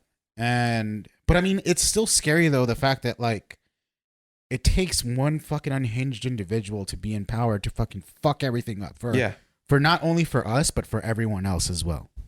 Because like the US being such a powerful country and to be under the fucking control of this little fucking baby, who is really also at the same time also being fucking suggested by other people on what he needs to do as well, which is fucking ridiculous. Whoever thought that his second term was going to be more so similar to the first term, like they severely underestimated him. That was me. Yeah. I thought it was going to be kind of fun. No. Not that the first time around was fun, but I thought, more, you know what I mean? Like so. In hindsight, it was like, all right, we got through it. It sucked, but whatever. Like I thought it was going to be more of that kind of shenanigans. I felt like from the beginning, I felt like this is going to be a little bit more different than the last one because he's already been around the block once. Yeah. He knows what he needs. It really, at this point, it really does feel like the first term was just a trial run. Yeah. And we fucked around and let him have the second run. Yep. Question. At this point, who do you fear more? Trump, or if how should I phrase this? If he were, for whatever reason, removed from the equation, you think we'd be in a better or worse spot if when Vance takes over? Um, I kind of worry about him more. I don't worry about Vance simply because he doesn't have the support that Trump does. Like the general support that he gets from the public, Trump has that easy. Yeah, Vance, I don't think so. But see, here's the thing though. Like my concern is once you no longer need that public support, then it doesn't really matter. I mean, even now, if for whatever reason Trump's gone and power goes to Vance, what I mean, if everyone's kind of locked in place and they're still going by the Trump playbook, what, you know what I mean? Like what's my worry is because he seems a lot more coherent than Trump. I don't know about that, dude. I don't think he's like that. Like, I mean, yes, he's more coherent, but I still think that like he's not a good seller like Trump is. You get me? That's my thing. I don't think you have to be a good seller at this point anymore, I though. think you do though, because like I mean, one way or another, like you have to rely on, because that's what's keeping the other side, his side, or at least the conservative side, on check. That they don't fucking try to retaliate, because he's still feeding them those lies, and quite frankly, nobody likes JD Vance. Nobody wanted him for fucking like for Erica Kirk seems to like him. Well, I mean, she's moved on from one pole to the next, you know, and she likes him white apparently, because yeah, she's moving on to the next dude. Well, I mean, Yeah. I can't imagine she would like anything other than that. I mean, yeah, that's very true. I don't know if I should talk about this, because this was a conversation that I had with my friends, and I wasn't saying anything. I was just hearing them out in this fucking voice chat. The theory is that those two are fucking.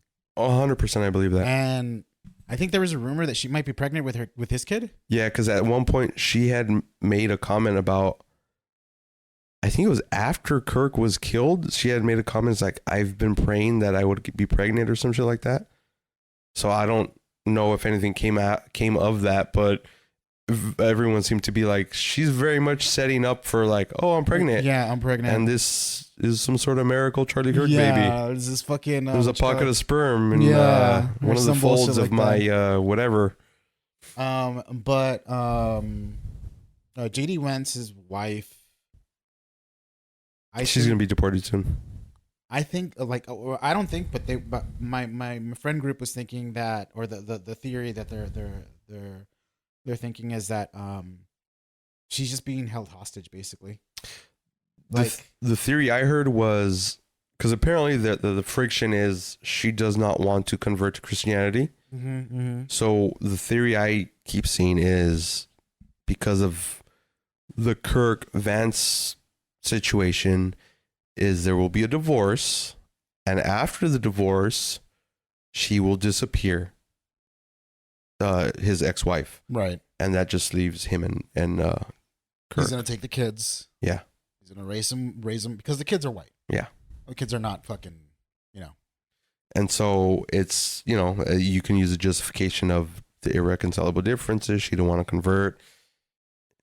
So I mean, I don't know. Who knows? But there's just because if JD and Erica Kirk right now, because the body's just barely fucking been, you know, like if they come out that they're together, like that would fucking blow out like any support for it.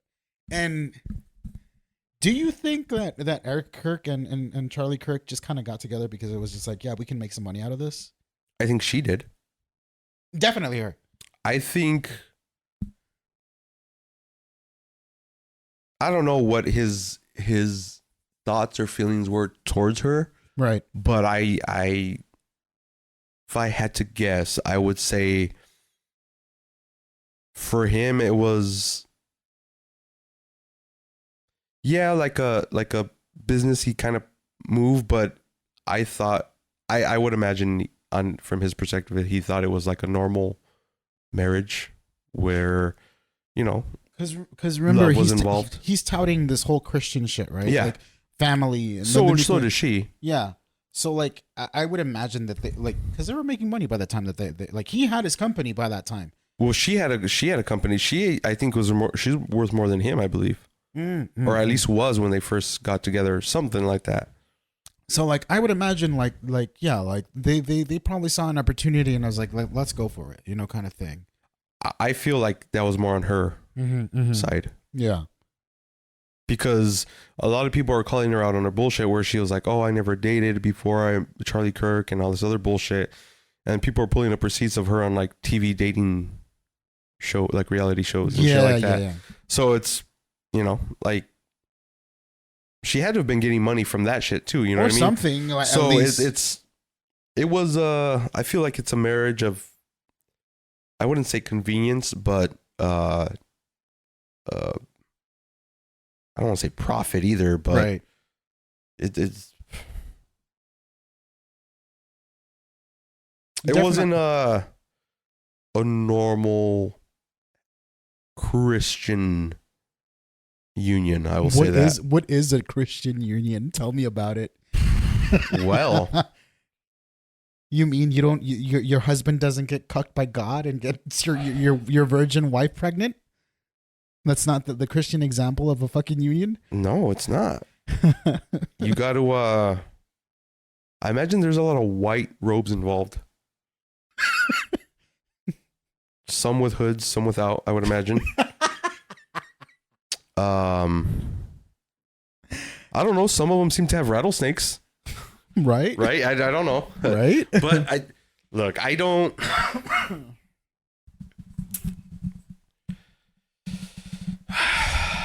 I don't know. It's just fucking weird, dude. Dude, Everything that's happening now is fucking weird. There's just nothing normal in our country. You know what? It's not even. There's just nothing fucking normal in society anymore, dude. There's just nothing normal. Do you think it was kind of like that's just kind of like how it's meant to happen though? Because remember, every fucking like society for the most part has been pushing the envelope. Like every Oh, I know, like cyclical kind of deal. Yeah, I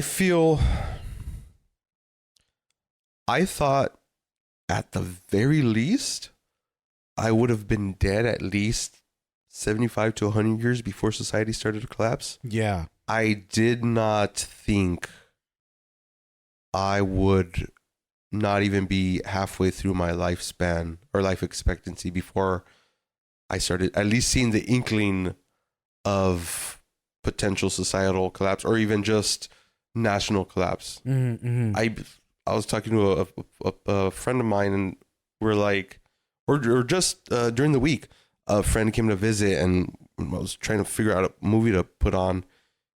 And they had never seen the movie Civil War. I'm like, how about I put on this documentary for something that has yet to happen, like for future events.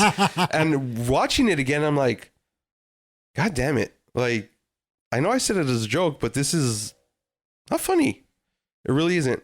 And it's crazy because like now that I think about it, it's very plausible for the union of fucking Texas with California if this motherfucker keeps like getting, like, you get me? Because depends who's in power right now in Texas. Because I think I mentioned, like, I should have looked at the article more, but I didn't feel like paying for it. Was the thing about them giving ballot information or voter information? Oh, to yeah. So obviously, well, not you're just going to that. target people that voted a certain way. You know what I mean? Yeah, obviously, but like, so, I can't go into this topic without talking about what happened or I can't bring this up without mentioning what happened to in Minnesota. Yeah. So, DHS conducted what is considered to be the largest operation of in Minnesota. I think up to 200 no, up to 2,000 agents were released in Minnesota in a very like deportation operation. This is coming from MinPost. Washington Associated Press. The Trump administration has launched what officials described as the largest immigration enforcement operation ever carried out, preparing to deploy as many as 2,000 federal agents and officers to Minneapolis area for a sweeping crackdown tied into part to allegations of fraud involving Somali residents. The deployment, which began over the weekend, represents one of the largest single city mobilizations of Department of Homeland Security personnel in years, according to a person briefed on the operation. The surge dramatically expands the federal law enforcement footprint in Minnesota amid heightened political and community tensions. So it's supposed to be like one of the biggest things that happens, right? And this all kind of stems in from like, I don't want to say it's from this guy, that one guy that I told you. What was his Jake Shirley, I think was his name, or whatever the fuck his name is. He's very unimportant. Nick Shirley. So this guy Nick Shirley, he's a YouTuber. He ended up making some fucking like video about quote unquote exposing fraudulent the daycare? fraudulent daycare shit, right? I haven't seen anybody corroborate his allegations or anything of that sort. But this guy's history of like YouTube and stuff like that, basically he started off as a prankster YouTuber, kind of like a vlogger. He takes a break for a little while on a fucking like a mission for Jesus Christ or some fucking church, and then he comes back and he starts doing more political videos, and then it seems like now he's kind of focusing on doing this sort of stuff. And so he calls himself a journalist, and it's like, dude, you're not. You're a commentator. Like, you're not. Whatever little fucking like, if you are truly investigating, this shit takes months. Yeah. Sometimes it takes years. You are just doing inflammatory shit, in my opinion. Well, wasn't one of the things where he's like, show me the kids, and it was like, it's the weekend, we're closed. Yeah. Like there are no kids, literally. No, another thing too, I think one of the videos, one of the things that was closed down, he was like, yeah, they're closed down because they were fraudulent. They got closed down and so forth and all that jazz. I mean, the place had gotten a bunch of red flags from the city that they were like the child treatment was not great or something like that. They were shut down because of the child treatment. Yeah. Not because it was a fraudulent, like, you get me? But like, and there was a paper in the front that basically might have actually said that. The reason that they're closed down because of this, kind of thing. But yeah, it's one of those things that were to me, I don't know if this is the catalyst that started, like for the Trump administration to decide that they're gonna fucking launch a bunch of fucking ICE agents down there. But we had a bunch of ICE agents happening, and sadly there was a murder that happened, and there was this woman by the name of this U.S. citizen, Renee Good. This ICE agent basically, actually, like, isn't his name Jonathan Ross? I don't know his name. He's not important to me. Like, it's very important that his name is out there. If that's his name, that's his name, Jonathan Ross. I think I'll double check. But like for me, like he is not relevant. I don't want to give him any fucking like, you get me, like. This is one of the few times I'm 100% on board with a killer getting all the press in the world. Because he's still at large. Yes. So that makes sense. But out in the open. Unguarded. Well, you don't know that, but I mean, maybe. Just saying. Okay, we're gonna stop. But so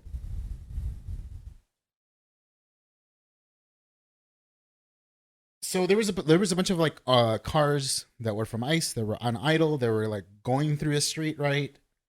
The story is, from what I remember, is that she was just dropping off her kids and she was leaving, and there was like this fucking parade of ICE vehicles that were running down the street. She was waiting for them to pass because literally she was going to make a U-turn or a 3-point turn. An ICE vehicle literally disregards her making the movements to make the turn, decides to get in front of her and cross her, and so then she stops, and then other cars, other cars from that fucking from that ice train basically are trying to go through, and she's waving for them to pass. She's giving them Yeah. the fucking right of way. She's like, go ahead, you know? And the truck that was next basically stops. And that's when those agents inside that truck get out and tell her get the fuck out of the car. And that's where this guy, I don't know what his name is, Jonathan Ross. Jonathan Ross, he's video like taping. He circles the car. He circles around the car. He comes from the passenger side over around to the front of the car. Ultimately lands on the driver's side of the front of the car. She's turning her wheel away to get away from the situation because they're coming into her. It was what, 3 armed ICE agents. I'm not gonna call them police officers or officers because they're not.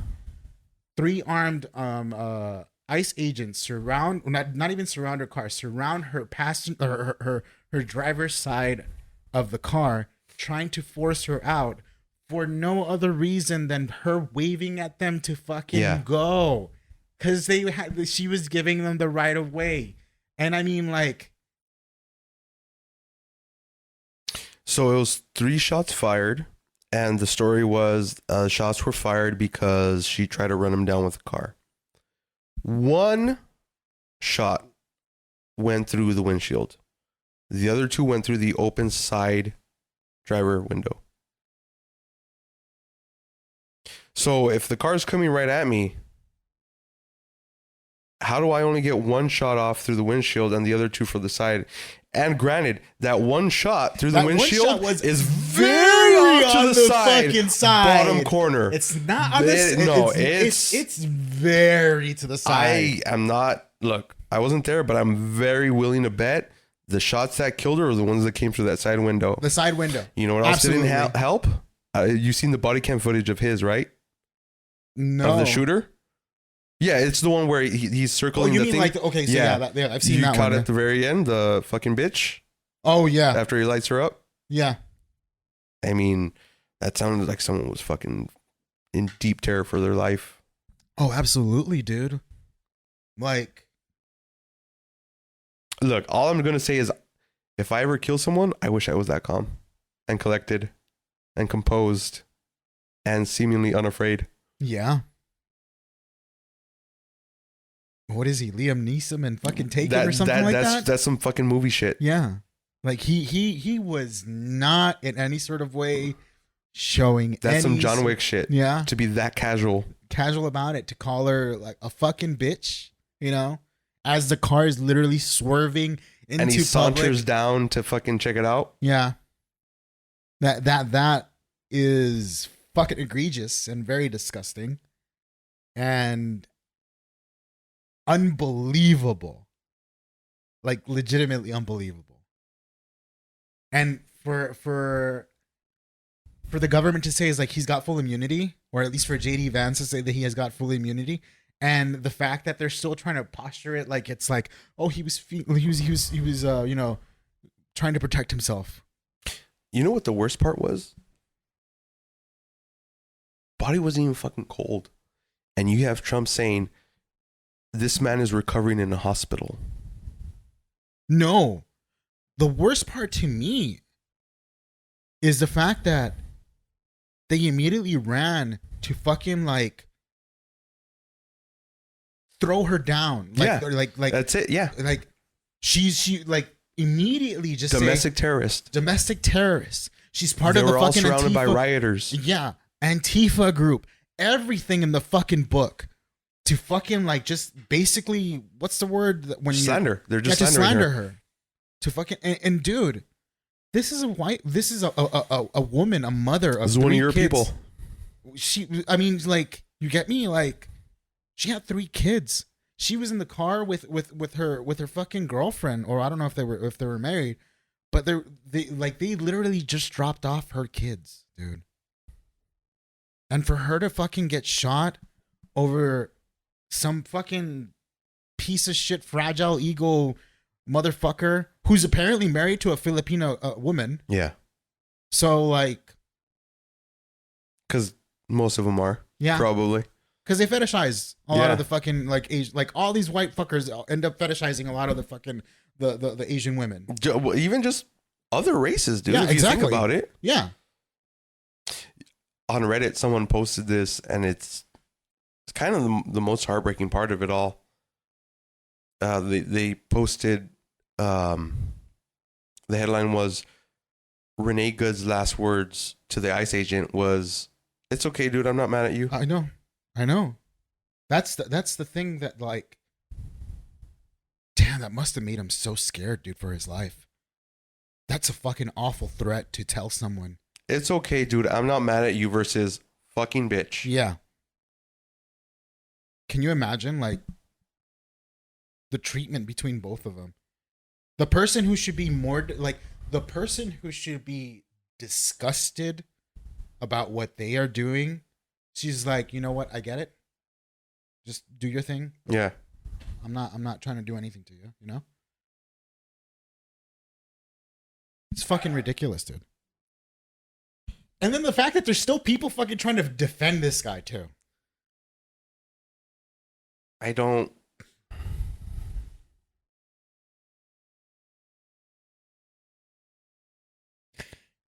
Y'all better start getting your tongues ready, because that boot's going to get dirtier and dirtier, and you're going to have to lick it more if you want to be in their grace. I'm just saying it for those that are fucking, you know, licking that boot already.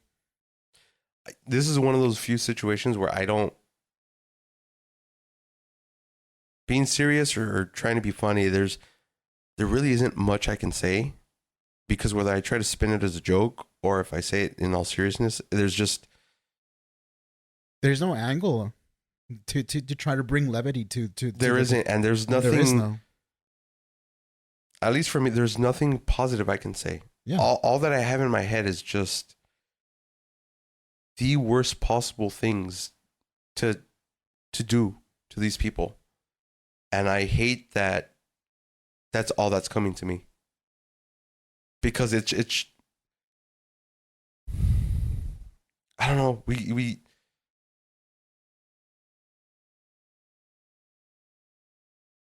there has to be a way to fight this, but there isn't. And that's the thing, is that as things are right now, there is no way to fight this. There is no way to fight it without physically, literally fighting it. There's no way to fight this. Like, our hands are fucking tied. And the shit part is, I see on fucking Reddit where people are like, "Hey, America, you know, you're in love with your, where the fuck are all your guns? What good are they doing now?" One, the people that have them all don't give a fuck. Yeah. Two, it's not like, our country is not set up to where it's like France or other countries where they can fucking go ham and protest and do shit. Like, people here, they do that. You lose out on like 2 days of work. You lose out on a fucking mortgage. You're like, fucked. we are fucking shackled. Yeah, we and are. It's all in or nothing. We can't. There is no like. We schedule our fucking protests for the weekend because we have to fucking feed ourselves. There's no other way. No, and with the current people in charge, they will make sure that everyone loses everything. Yeah. And I feel for the people who are working government jobs and not okay with what's going on because you need your bag, dude. Like, you need to make money, dude. You like we live in a country that's very cutthroat when it comes to that shit, basically. Because I mean, whatever little social programs we have, they're being fucking cut down, dude. You know? I mean, I feel bad for whatever servicemen are out there that are like, this is not the shit I fucking joined up for. Exactly. You know what I mean? You know? Like, not that long ago, they were in fucking in lines at food banks. Exactly. And now they're boots on ground in another country, and it seems like almost like every fucking other day they're like, are we gonna have to fucking step in our own cities and shit to do God knows what? You know? And the thing is that I remember, I think there was, I don't know if it was a senator or a House representative that basically, and there was also like, there was a video basically where a bunch of like fucking senators and House representatives who were or are or were part of the military or had to do something with government agencies outside of like, the Congress. What they were saying is like, you don't have to follow an unlawful order. You don't. So It's actually drilled into you through. It's funny because you know how Trump's like, any order given by the president is a lawful order, needs to be. So he posted a plaque. I think it's from the one of the Marine camps or some shit like that. right. And literally on the thing it says, "It is your duty to disobey unlawful orders." And he completely just missed that part. But it's like, I get it, because the system's set up in a way where it's like, the initial act of disobeying the order, you're fucked. Yeah. Your whole life and career is fucked until proven otherwise. Yeah. And even then it's iffy about how, the rest of society, in terms of just finding a job, because all that shit. But like, it's set up in a way where it's like, it's almost hard to do the right thing, because there is no benefit, only detriment. Yeah. And meaningful major detriment in a lot of cases. There's just no. It's crazy what it took to finally see all the cracks in the system and all the flaws and the exploits. Mm-hmm. Yet here we are, fucking like being told that the threat is out there. Yeah. But in all realization, it's like our parents and grandparents are the threat. Yeah. as people of Latin descent. Of Latin descent, yeah. Yeah. My father, who has worked as a gardener all of his life, is a threat to the well-being of this country. Although the poor man who has been working, I want to say, basically 40 plus years ever since he got to this country, working the most shittiest job for the shittiest pay, is truly the terrorist that this country needs to. I mean, I would feel safer if he was gone. The absurdity of that is what's kind of getting to me. And my anger is more so towards not so much the people that are like the people on top that are sending out this message, more so the people who just don't don't see it. Yeah. You get me? The people that don't see that they're pitting us all together against each other. Yeah. Cuz like I said earlier, it's like these rich people or these rich companies are the ones that are ultimately benefiting from everything that's happening. Yeah. They don't want you to fucking unionize. They don't want you to get together and fucking like fight for fair wages or for time off or anything of that sort. Well, that's the thing. They don't want you. Our government does not seem to want a unified country. Mm-mm. It's far easier for them to maintain a divided country because like that, fundraising is easy for both sides. They can just keep on this ruse of like the Republicans being the heel and the Democrats being, the protagonist. Yeah. Or and that's how it's been like for the past fucking 20 plus years, basically. Let's be real. And I think that's why you had such a pronounced response to Mangione, because he's the one person that was able to kind of unify everyone, because he took an action against a system that affected everyone, the common man. Yes. It's like I said on the other podcast, that's one of the few times where you're going to see a well-to-do white male getting praise from all sides for doing something. Yeah. Because, yeah. You got to, and that's exactly, and that's why they're, they rally. people were posting pictures of Mangione being escorted to the prison versus the president of Venezuela, and it's like four officers for the president of Venezuela, and it was like the 15 agents, the whole fucking like for everyone, Mangione. Yeah, for Mangione, a single man who just like basically was like, I'm gonna do this. A nobody, basically. A nobody, yeah, a nobody who basically decided he was gonna do something. He did it. That's it. He's done. A nobody who, if you go by the story and everything, his medical records and what friends and family were saying, dude apparently couldn't even fuck because of his back pain. Yeah. So a dude who was in constant pain and could do nothing about it because of the system versus a president from another country who's like this terrorist drug dealer. Allegedly. There's your discrepancy right there. Yeah. Yeah, like your anger is not being directed at the right person. If you feel, no one's anger is. No. Well, I mean, like, I feel like people who recognize a ruse and they started like, slinging shit at the fucking people on top. I think those people are like,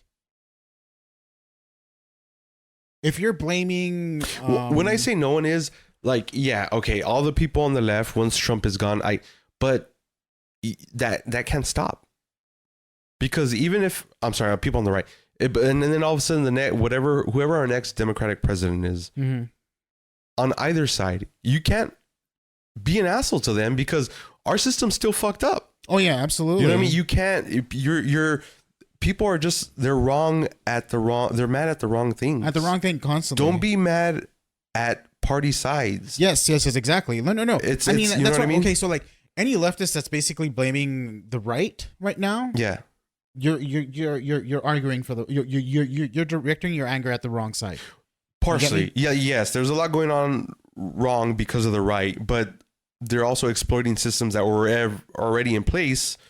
Which no, I mean like I mean to no, I know like, it, yeah. tribals like between like the between the constituents. Like if the left side is fucking shitting on the right side because they supported this, yeah, like no, you that's not where you're supposed to direct your anger. You direct your anger at the leader who's telling them what they're supposed to be angry about. Because quite frankly, that's the messenger that's giving them the message. They're only receiving it because they're fucking, in a sense, entranced by this fucking by the manufactured anger that they feel, right? Because ultimately, in the end, it's not a trans person's fault. It's not a fucking it's not a person of color's fault that you are not successful in this world. Yeah. It's the system that's in place that both parties are ultimately allowing to exist, because everyone's suffering right now. Yeah. Everyone. What is it? Most welfare users are red states. Yeah, red states. Red states.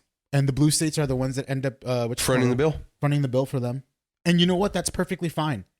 To me, that's perfectly fine because that's in a society. That's what it should be. It should be a fucking community. And you know what? That's how it should be because, quite frankly, the blue states are the ones that have a lot of fucking income. They should subsidize for the poorer ones. And you know what? It works. The system works. It clearly works. Because if they are able to benefit from this income to the point where it keeps them off starvation or it keeps them off poverty, or I mean, at least keeps them from starvation. Let's just be real, because it's not that great either. Then that's what we're advocating for when it comes to the rich and powerful, for them to pay their own taxes. Yeah, because we're already seeing that type of system actually work. We want them to pay for what is, I don't even want to say equal, but what it is an adequate share. Yeah.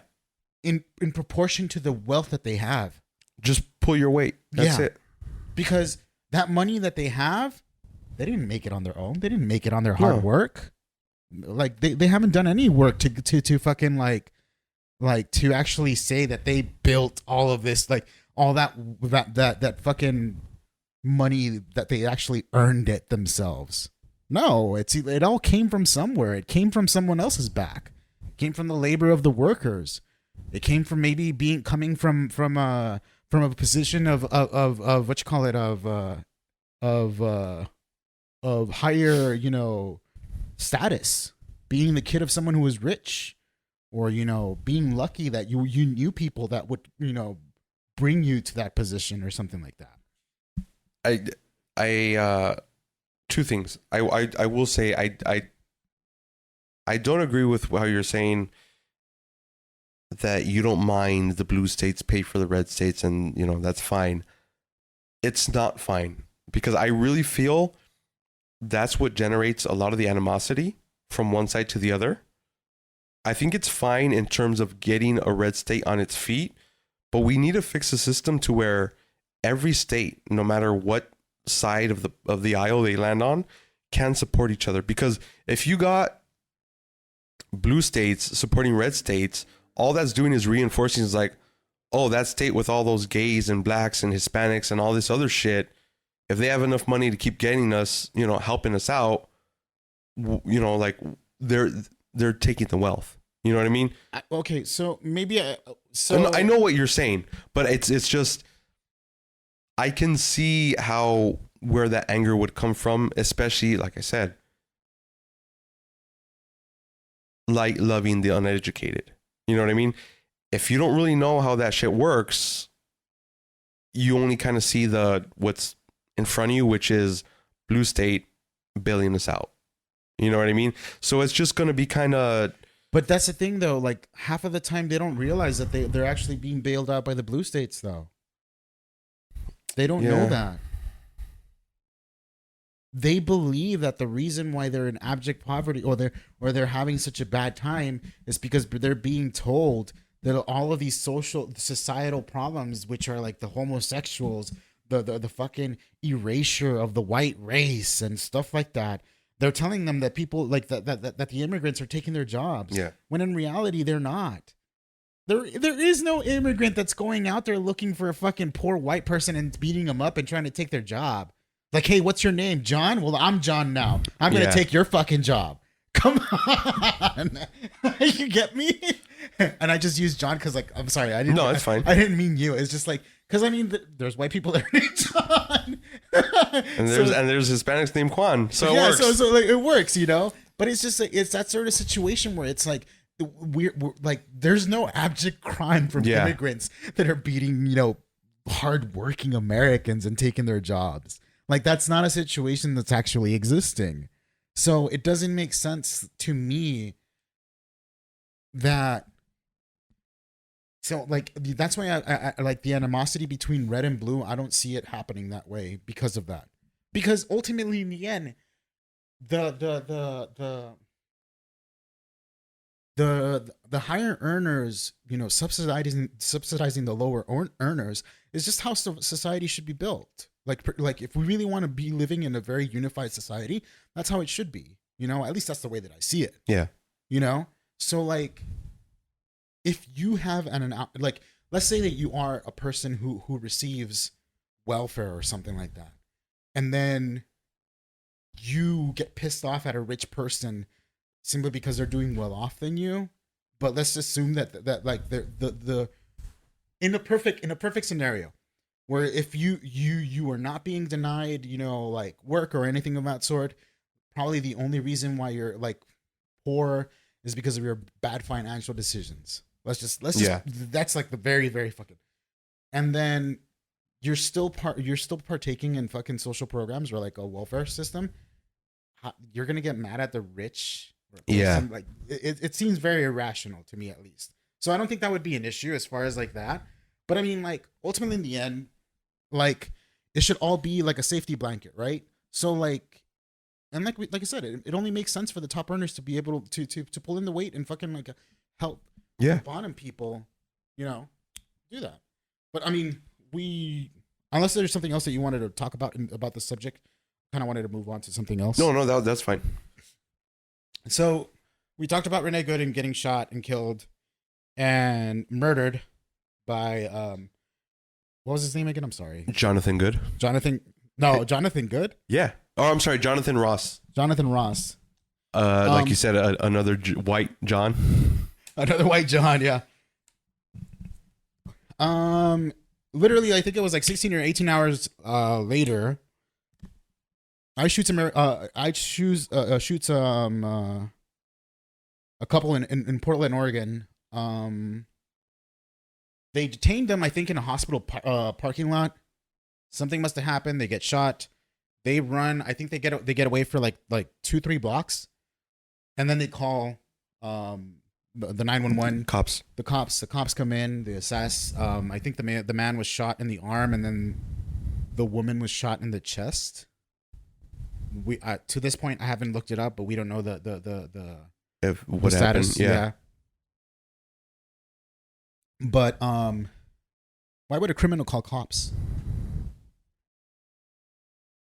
Like, come on.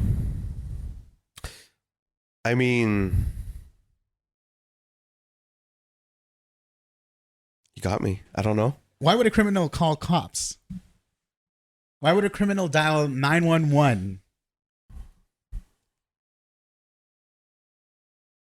Like, maybe they wanted. Maybe they seen the error of their ways and they wanted to turn themselves in. Like, come on. Like, I need people to start exercising their fucking, like, Don't say common sense. not even common sense, just critical thinking. That's the other. We don't have that. We don't have Like, that. Why would a criminal, if you're being told this person is a criminal do bad things, right? Why would criminal call cops?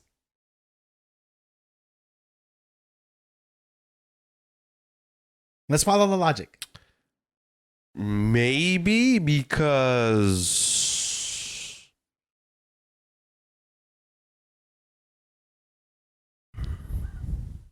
I mean, cops are like criminals.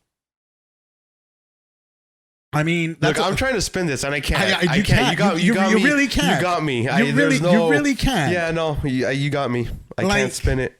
So maybe they aren't criminals, and maybe they're just like, I refuse to believe that. Maybe they're not criminals. It's just like it's Oregon. That country is nothing but criminal. It's America's Australia.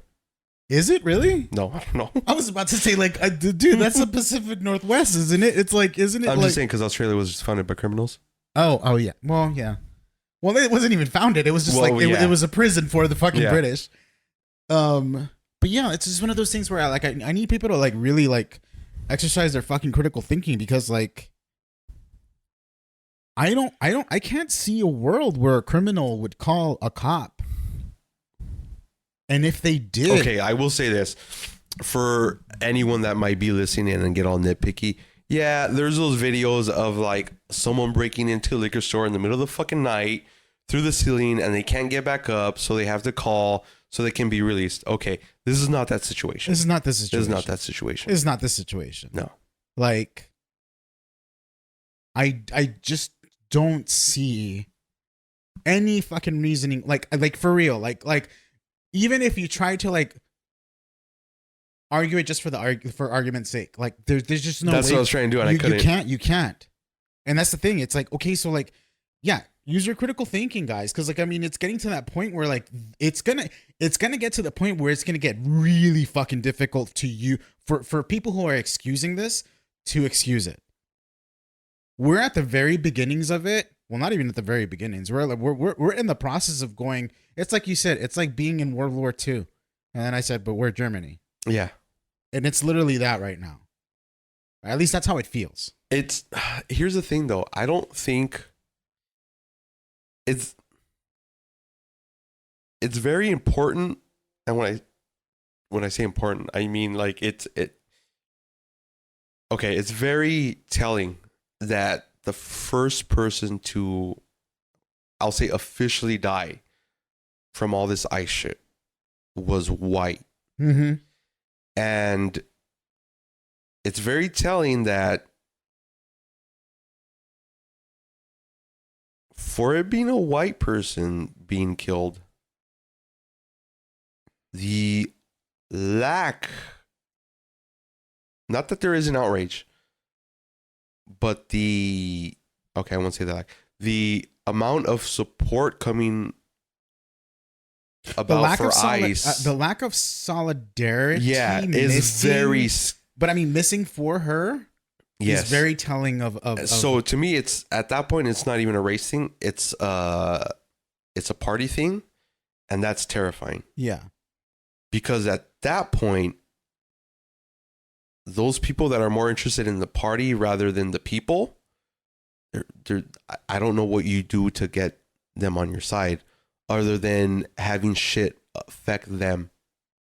Yeah, that's the only way. And even then some, it's like, by then it's more than likely it'll be too late. It'll be too late. Because like that's the only way you're going to get them on your side. Because they're so deep in it that they think that they're in the right. Yeah. Their conviction for this is so fucking like deep that it's like the only way you can turn them against them is by eventually having that side turn on them. I really never thought that our country was this fucked up, like internally. I didn't realize how much turmoil was just kind of festering. Do you feel like Trump was the catalyst to this? Yeah. Because we also had the Tea Party, like the Republican Tea Party. I wouldn't say he was the. I'll say he made it acceptable to be this way, to be openly prejudiced and racist and hateful. Obviously it was always there. Right. I think he just made it fashionable. Yeah, because I mean, like, the moment that he came back, the use of specific words that were like, you know, were not. It started the first term during, you know, the Floyd shit, and then the you know, when the Proud Boys started coming up. Right. But as a whole, we seem to kind of keep it at bay pretty good. Yeah. Like we got that genie kind of back in the bottle. Right. Now it's out. Now it's completely out. Now it's out. The bottle's shattered. Yeah. There's just too much that's spilled out to fucking cram back in that. It's the fact that, like, even though they were thwarted the first time, the second time I was like, no, we got to go hard. Yeah. Because otherwise they're going to put us back in, you know, kind of thing. And they don't even have to come out that hard because they got the fucking government on their side, basically. So far, I mean, they have everything for them. So, but going back to the topic of the, I mean, and to be fair, these are two Venezuelan people who ended up getting shot. Yeah. But like, even then some, like, it's the fact that they got shot. Like, what reasons did they get shot for? Do we know? Can we trust that the narrative that's being fed to us by the DHS is actually true? Because quite frankly, like, we just saw them shoot a fucking white lady. Yeah. And they lied to their teeth about it, even though there was a lot of video evidence on it. We don't have any evidence about what happened right now. There's no video evidence about what happened to these two Venezuelans. The goddamn president just straight up lied to the fucking world about what happened. Exactly. When there is tons of footage of it. Yeah. You know what I mean? Like, there is no shame in any of this. Yeah, absolutely. They're not even trying to hide the fact that they're lying. You know, it's like, I know we mentioned it earlier, the World Cup and shit. When the ice shit first started happening last year, you had that lady in Times Square, a tourist from fucking Chile, who was picked up, and they basically just left her 12-year-old daughter in the middle of fucking Times Square, and, you know, took her in, and they found out, oh, she's just a tourist. If you have motherfuckers from all over the world coming here, like, is that what's going to be happening? Yeah, like, are you going to be? You know what I mean? Nobody's going to want to come down here. Is it going to be magically okay to have all these immigrants coming to visit because you're making money? Is all that going to freeze? Yeah. And then when they're gone, are we right back to it? Like, I don't, like, how, like, you have lists of these people supposedly need to be deported. Then how the fuck are you abducting someone who has no papers here other than their passport because they're visiting? Yeah. At that point, you're just going off of looks. Yeah, absolutely. Just like that one, I I think he was some sort of law enforcement. I don't remember if he was a border patrol agent or something, but he was in Arizona. ICE picked him up because he was Hispanic. And then finally they're like, oh, he's law enforcement. Let's let him go. You know, it's like... The incompetence. Oh my God. It's rounding up the Japanese all over again. It fucking is, dude. It really is just that. I don't know. It's like, to me, it's just like, I don't understand. I'm waiting for them to start building ghettos. How long do you think it's gonna be until they do that? Well, you got to figure out what state to put these ghettos in. That is very true. What state would you choose? If I was Trump, Louisiana. For the sole reason of you stick all these unwanteds in there, you wait for a nice hurricane come. I didn't think about that. You're fucking devious, man. You gotta know the enemy, man. That is very true. I think in my past life I was white, so I think I must have been a plantation owner in my Yes. previous life. Good God, dude. that's real quick. Reminds me of something D.L. Hughley said. I seen it a couple months ago, but it has to do with all this shit. Where he said, because a lot of, you have a lot of white people who are like, we want to make this country white again and blah, blah, blah. And he had brought up, was like, you had your chance to make it white. You had your chance. You came in, you took it, you had it white. And what did you guys do? You guys were lazy. You didn't want to do any of the work.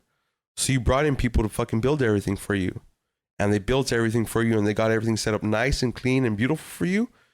And the people that you brought in weren't white because they wouldn't want to do it either.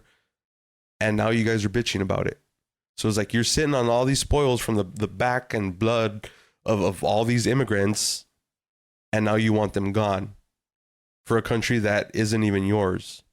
Like, this is a mess of your creating. You basically, it's like you had every opportunity to keep this country white and you didn't do it. Why?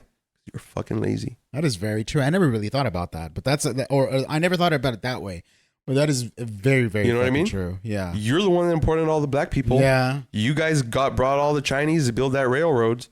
The Irish weren't even fucking white enough for you. You had Irish that shared the N-word with black people until more immigrants came and they're like, okay, well, Irish, you guys are white again. Same thing with the fucking Italians too. So it's like, yeah, this it's all a matter of convenience. Yeah, it really is. You're a problem of their own making, of their own design. Mm-hmm. There's really nothing else for me to touch on because I feel like we talked about this. Yeah, there was. Yeah, we kind of talked about everything that really like that I kind of want, like, or at least that feels that was important within the last 45 days. I thought you were gonna say last 48 hours because that's what it feels like. It feels dude. like that too, like as well too. That's the thing. But another, like, I just want to reiterate that this isn't how I expect or hope or think about having the structure for these episodes.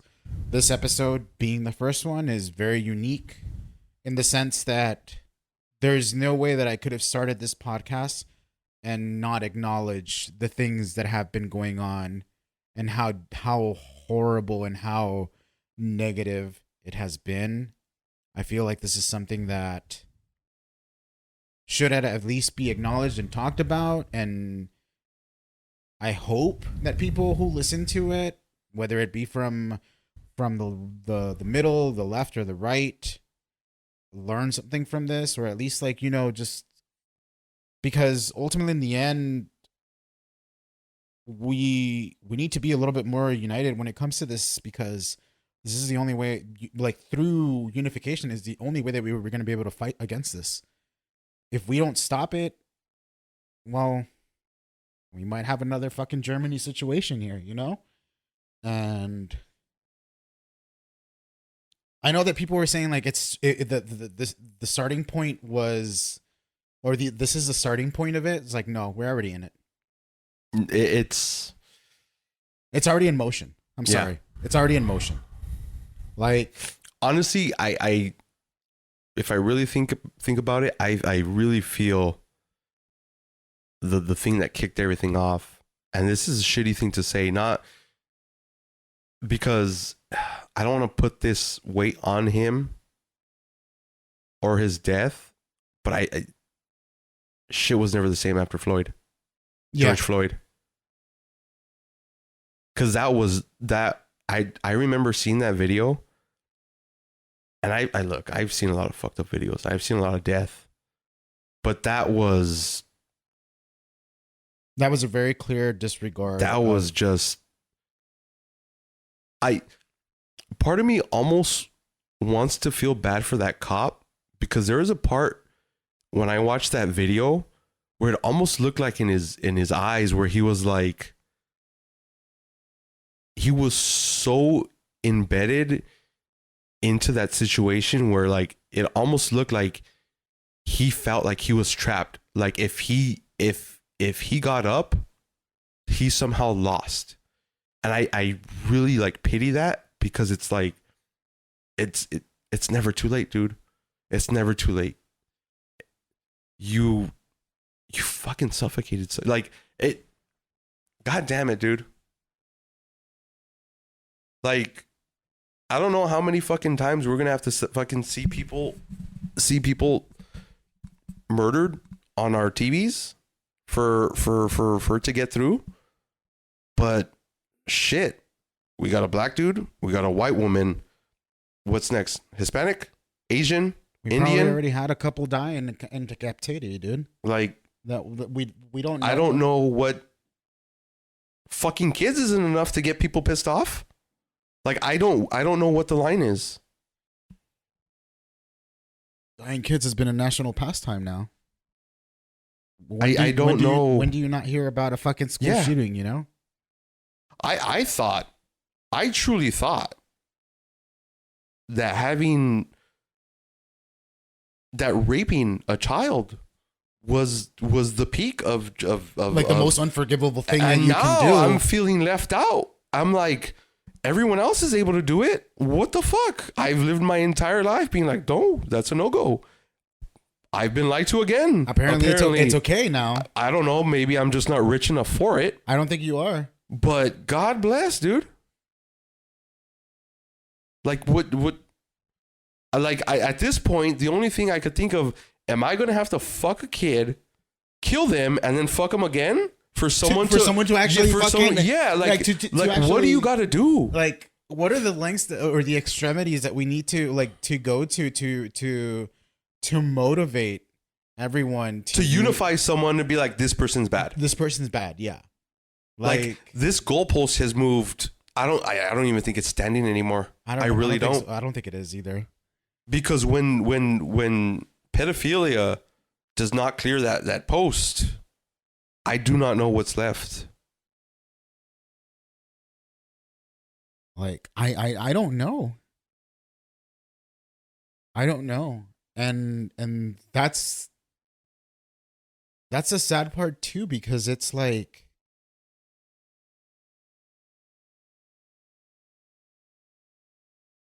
like you said earlier, there is no bar anymore. And if it ultimately takes a massive amount of bloodshed for this whole situation to resolve itself, and then let's say that like what do you do afterwards? Like, what do you do? You have to rebuild, but like, how do you rebuild? How do you rebuild? How do you restructure that shit? Because there's still going to be division. You know, there's still like.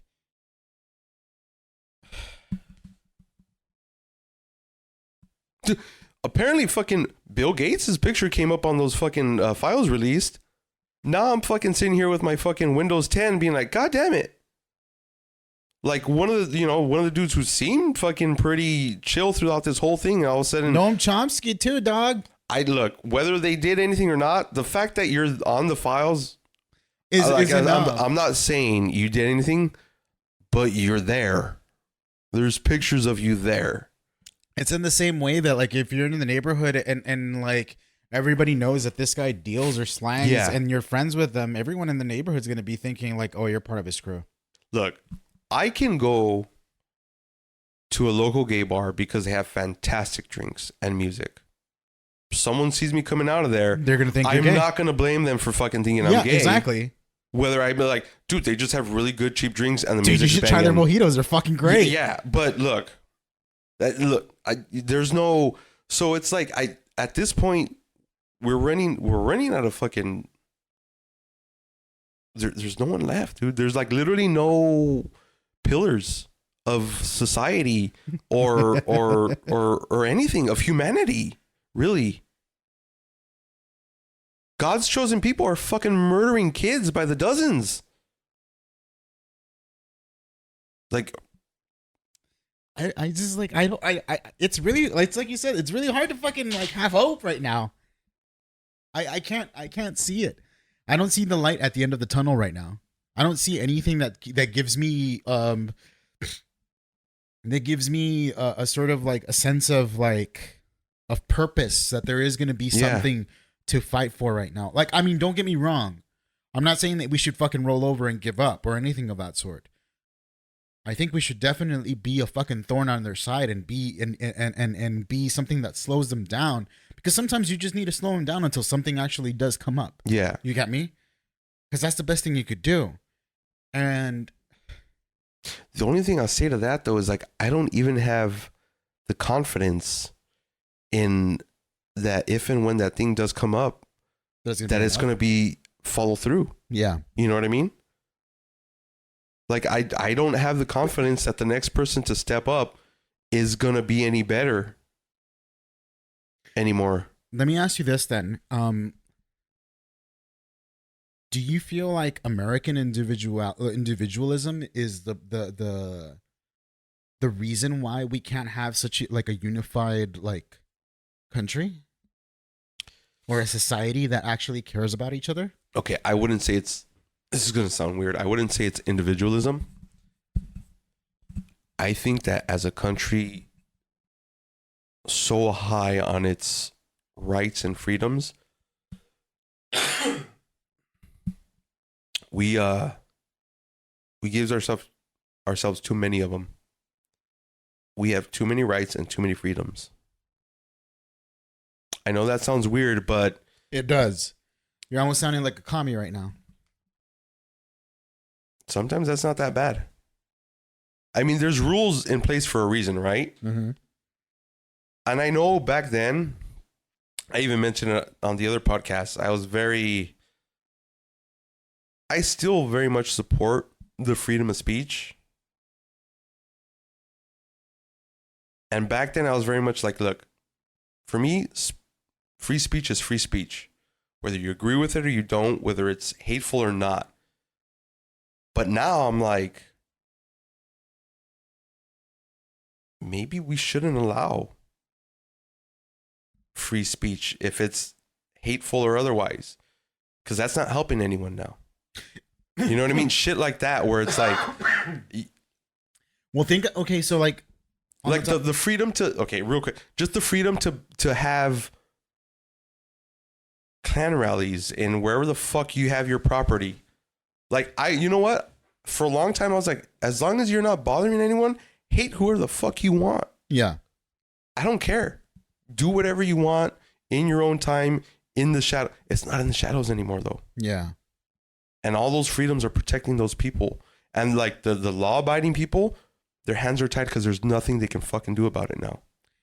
That's kind of the thing that I'm thinking about too, because it's not so much like I mean the protected freedom from the government obviously is that you're able to fucking say whatever the fuck you Yeah. want, with the exception of like, you know, yelling fire in a fucking movie theater. Well, again, like I'm not saying like the hate speech. I go up to a black person, call them the N-word. There's something like in the law called fighting words. Yeah. So you say certain things, expect to get fucking your shit rocked. Exactly. But the thing is like the issue with that is that if it just died then and there, that's it. But if that person who got their shit rocked decides to press charges on that person because they got hit, like And ultimately, in the end, it still rules in that person's favor, you know, because they were the ones who were assaulted. Not necessarily. despite- Like I said, it goes back to the fighting word thing. Because if you're egging me on and shit like that, and through the whole I'm calm, and then you go then fucking hit me, and I hit you, that's on you. Oh no, that's different though. But no, I know, but there still goes to the thing where it's like that fighting words where it goes to the one thing where it's like I call a black person the N word, and all he has to say is like, I heard that, I seen red. That's it. Because it's something so triggering. You know what I mean? I don't think in a court of law that particular scenario It is there a precedent that it has for murder too. I think even for like cheating cases where people are like, I was out of it. For cheating cases? Yeah. That's a little bit too. Well, I'm not saying like they got off, but like it helps. I'm arguing with the the ethics shit. of that. Like, you get me? Because what is it, like a temporary insanity, and there's like temporary. There's all this weird shit. I mean that's. I mean, again, that's why I'm saying like there's fucking loopholes for everything. Yeah. So it's just it's. But I mean, like ultimately, there would be a loophole for that too as well, because I mean, Yeah. our system is not well, not like perfect. real quick, breaking and entering doesn't have to be breaking. I can leave my front door open, And someone and if you walk in, if you weren't invited, you're still technically you're still breaking and technically entering. breaking and entering, So it's one of those. yeah, absolutely. But you know what? American individuality was the wrong word. American exceptionalism is what I was talking about. The thought that you need to. Oh hell yeah! That's We're like, way too proud. Yeah, and that's one of the things that I was thinking about. It's like that's probably one of the reasons why we don't have a unified society as well, is because we've been told that you have to pull yourself up by your own bootstraps to do things on your own, and that you shouldn't rely on anybody else.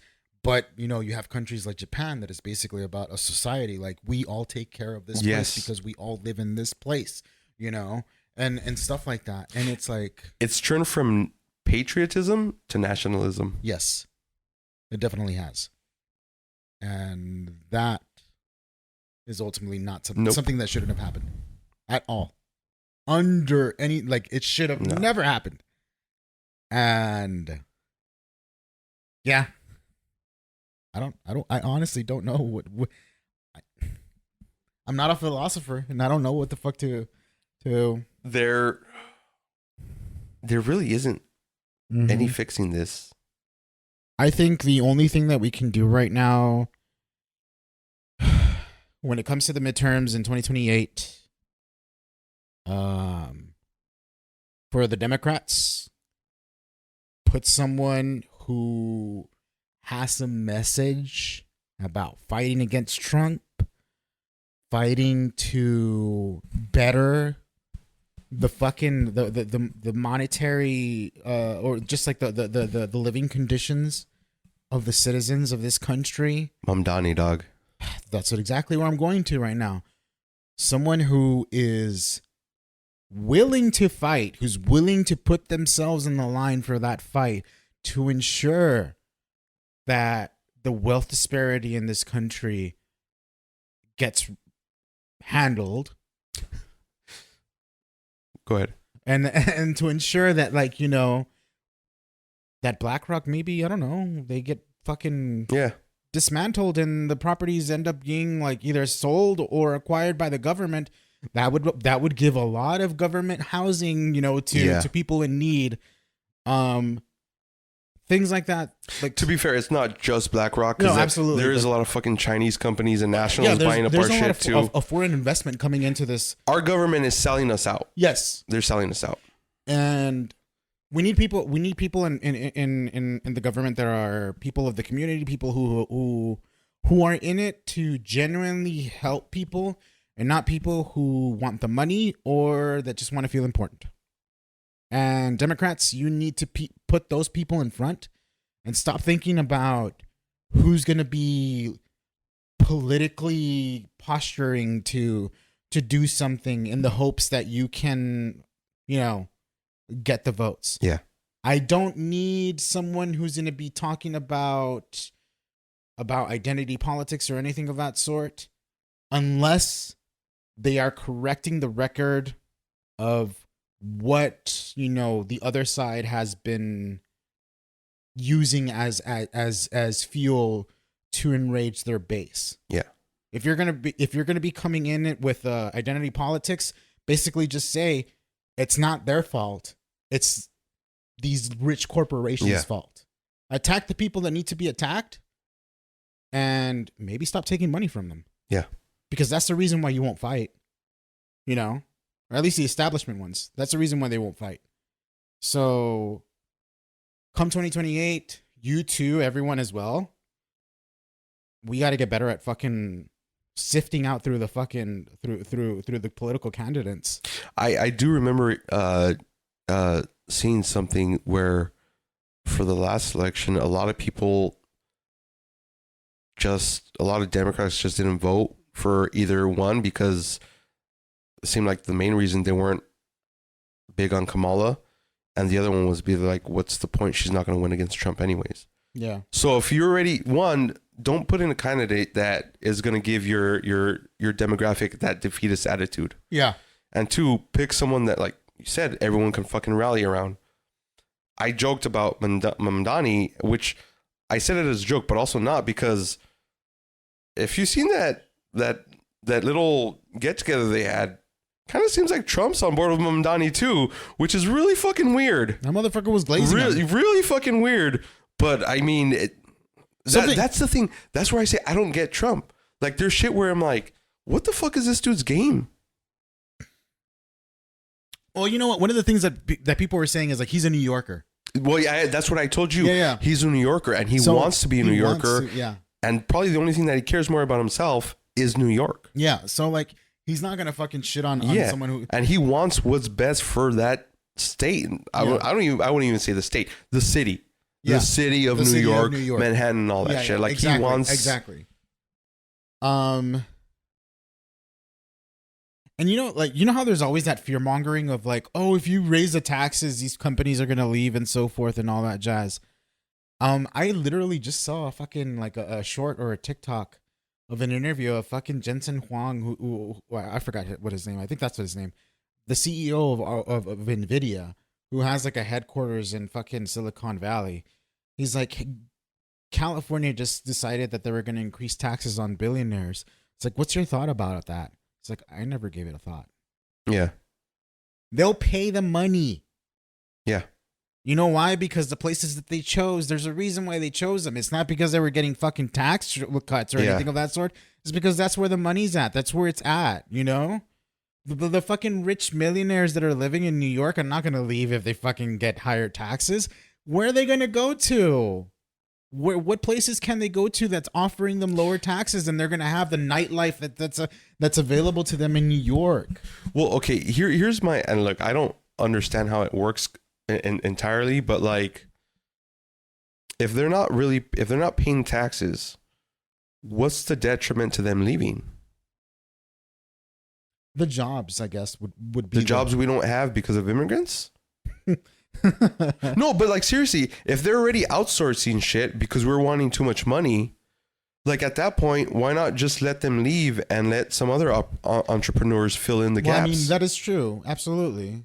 Yeah. Because if there's no money in terms of like tax from them, what's like, there jobs no and shit, but like, because I mean, like, even though like there's no industrial jobs being brought by them, there's still some like, you know, like maintenance jobs for the buildings, maintenance for like, or even like, say, like small things like what you call it, like clerical work and so forth and all that stuff. There's still like the base still has some sort of like jobs to offer. It's not like a huge amount. That's what I'm saying. I get that, but there's still a shitload of people that can't find work though. You absolutely, know what I mean? absolutely. So like, what?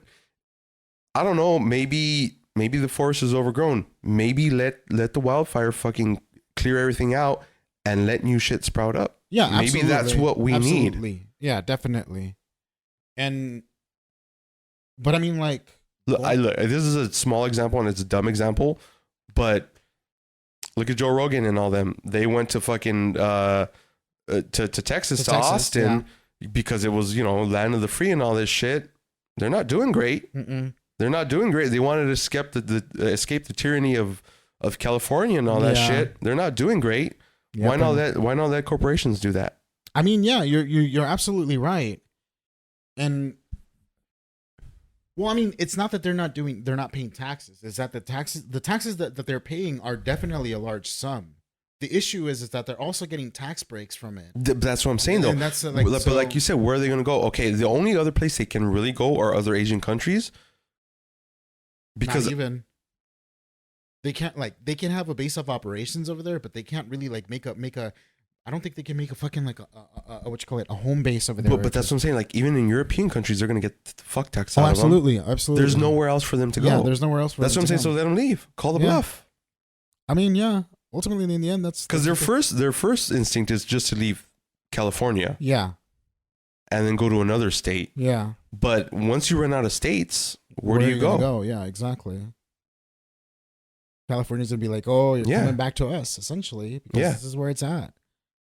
And yeah, it's just like I don't know. I mean, I don't know anything, so I don't know. No, but I mean, yeah. no, you're asking a really good question though.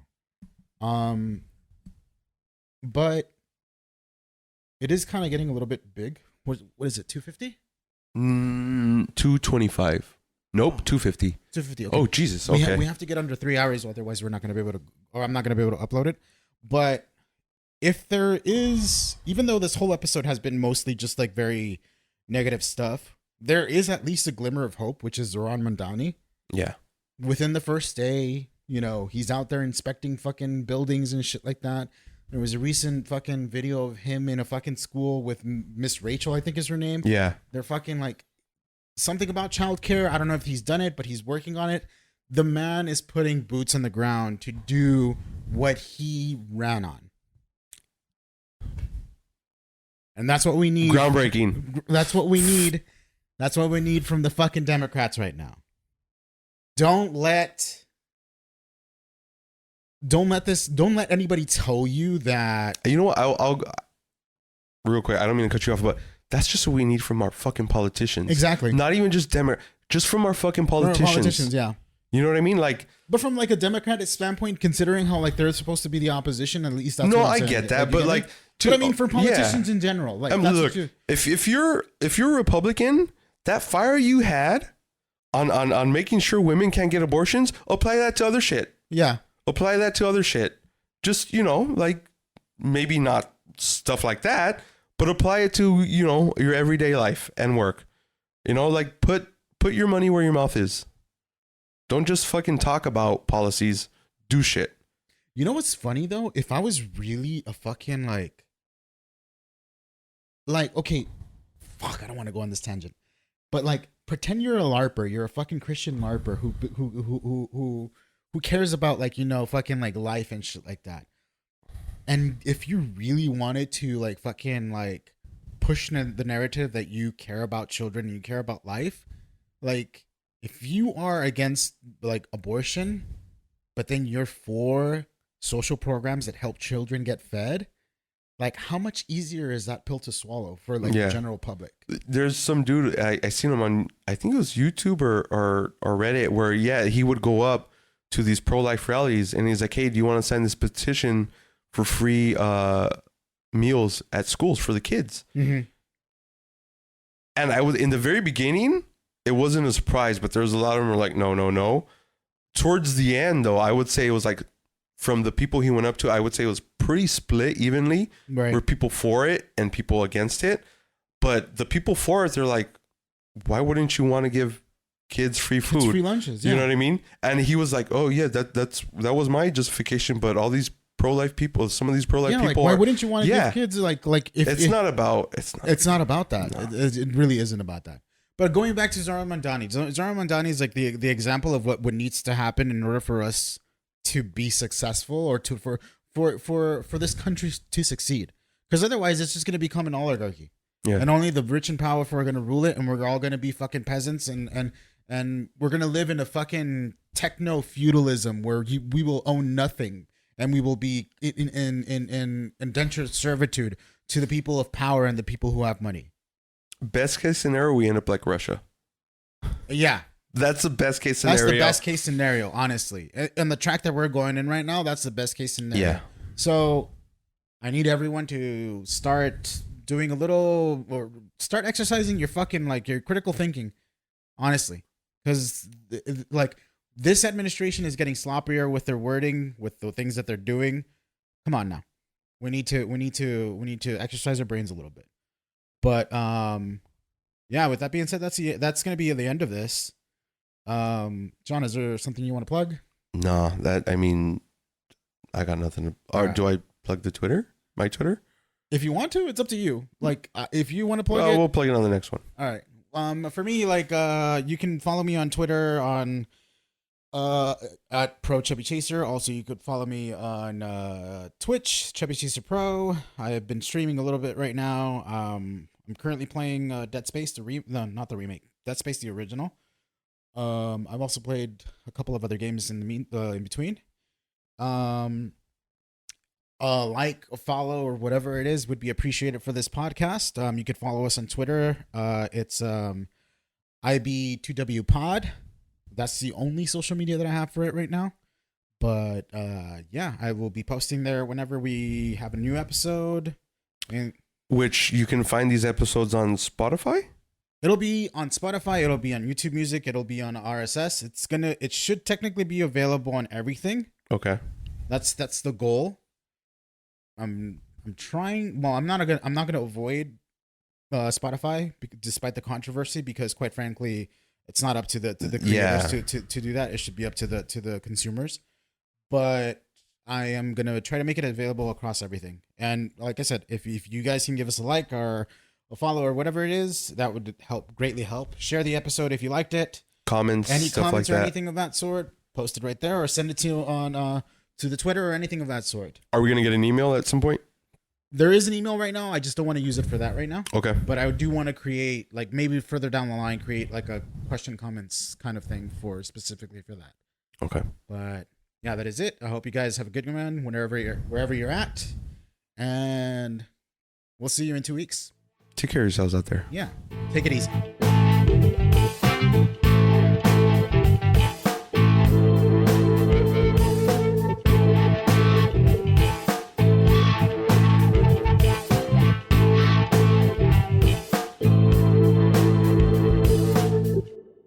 Intro-outro song is Wa Game Loop by Kevin MacLeod of Incompetech.com, licensed under Creative Commons by Attribution 4.0, http://creativecommons.org/licenses/by/4.0/.